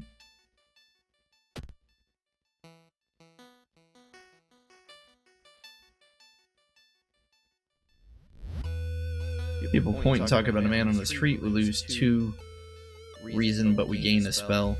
We can just convert that back into 2 reason. We really don't.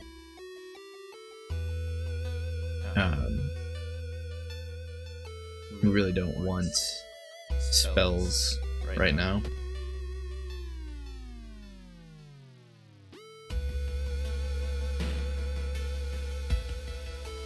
Okay, we got a friend from Africa. She asks us if we want to take something home. What if we take the steak home?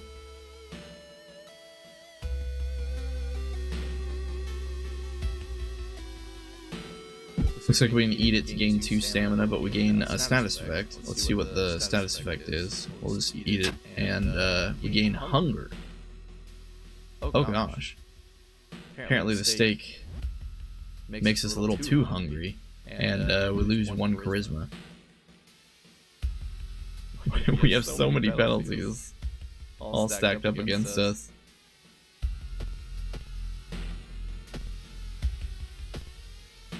Unfortunately, we have comparatively much fewer bonuses.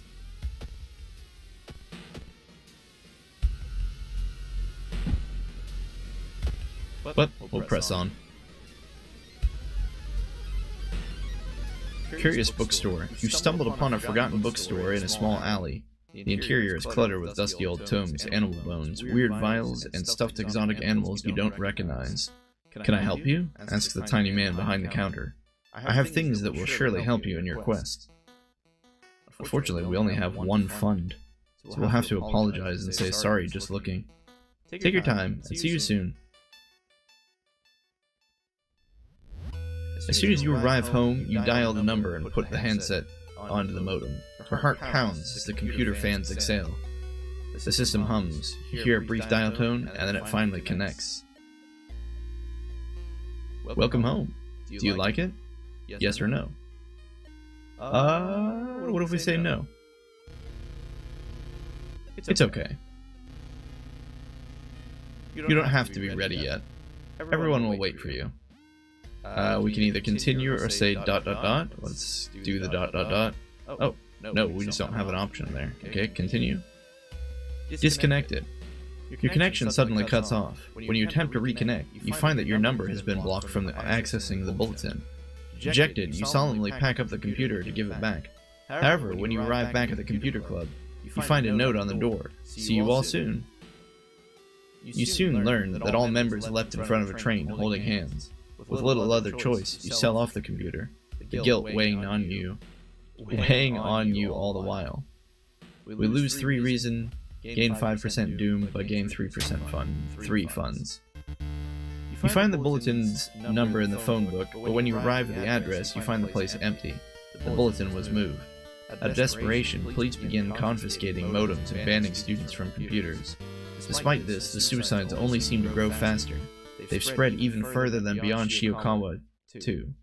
Your guts twist into knots every time you pass by the computer club's door. Cool, I think we got a new ending. I don't think we had that one yet.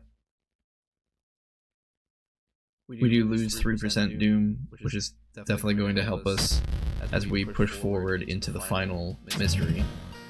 The air feels heavy, making it hard to breathe. Your rest action is less effective. Well, don't worry, we weren't going to be resting anytime soon. Unfortunately, what we have now is what we have. We don't have really anything else to recuperate with, other than I suppose we can forget yet another spell.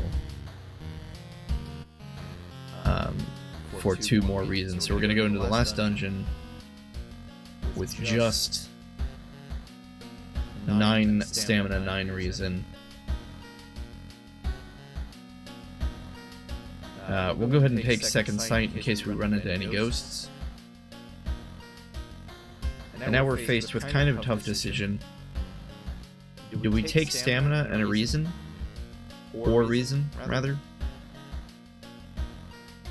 In the hopes of being able to face tank our way through the lighthouse, or do we just take more dex? I think we take dex.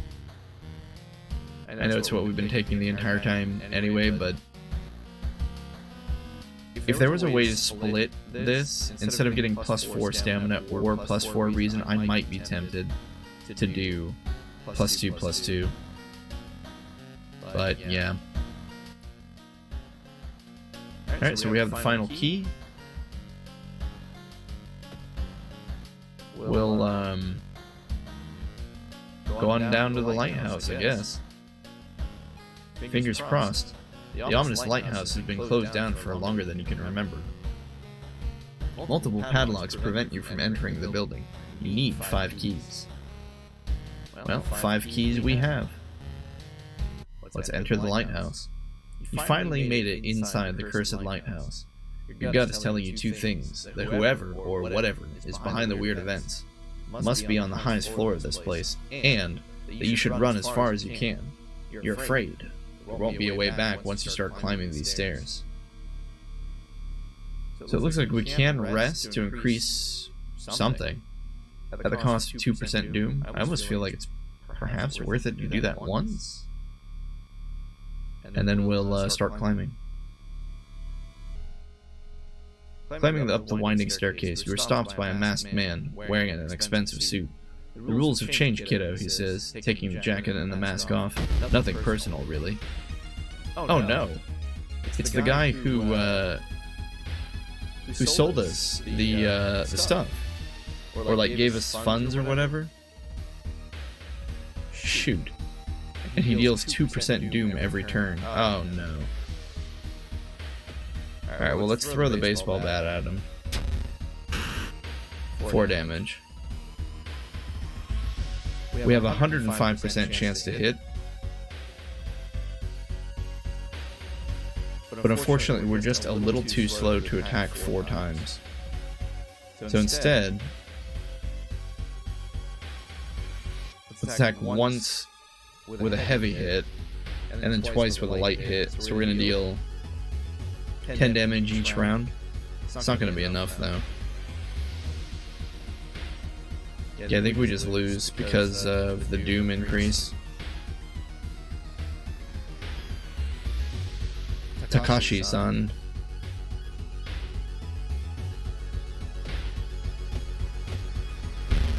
Oh, that's frustrating.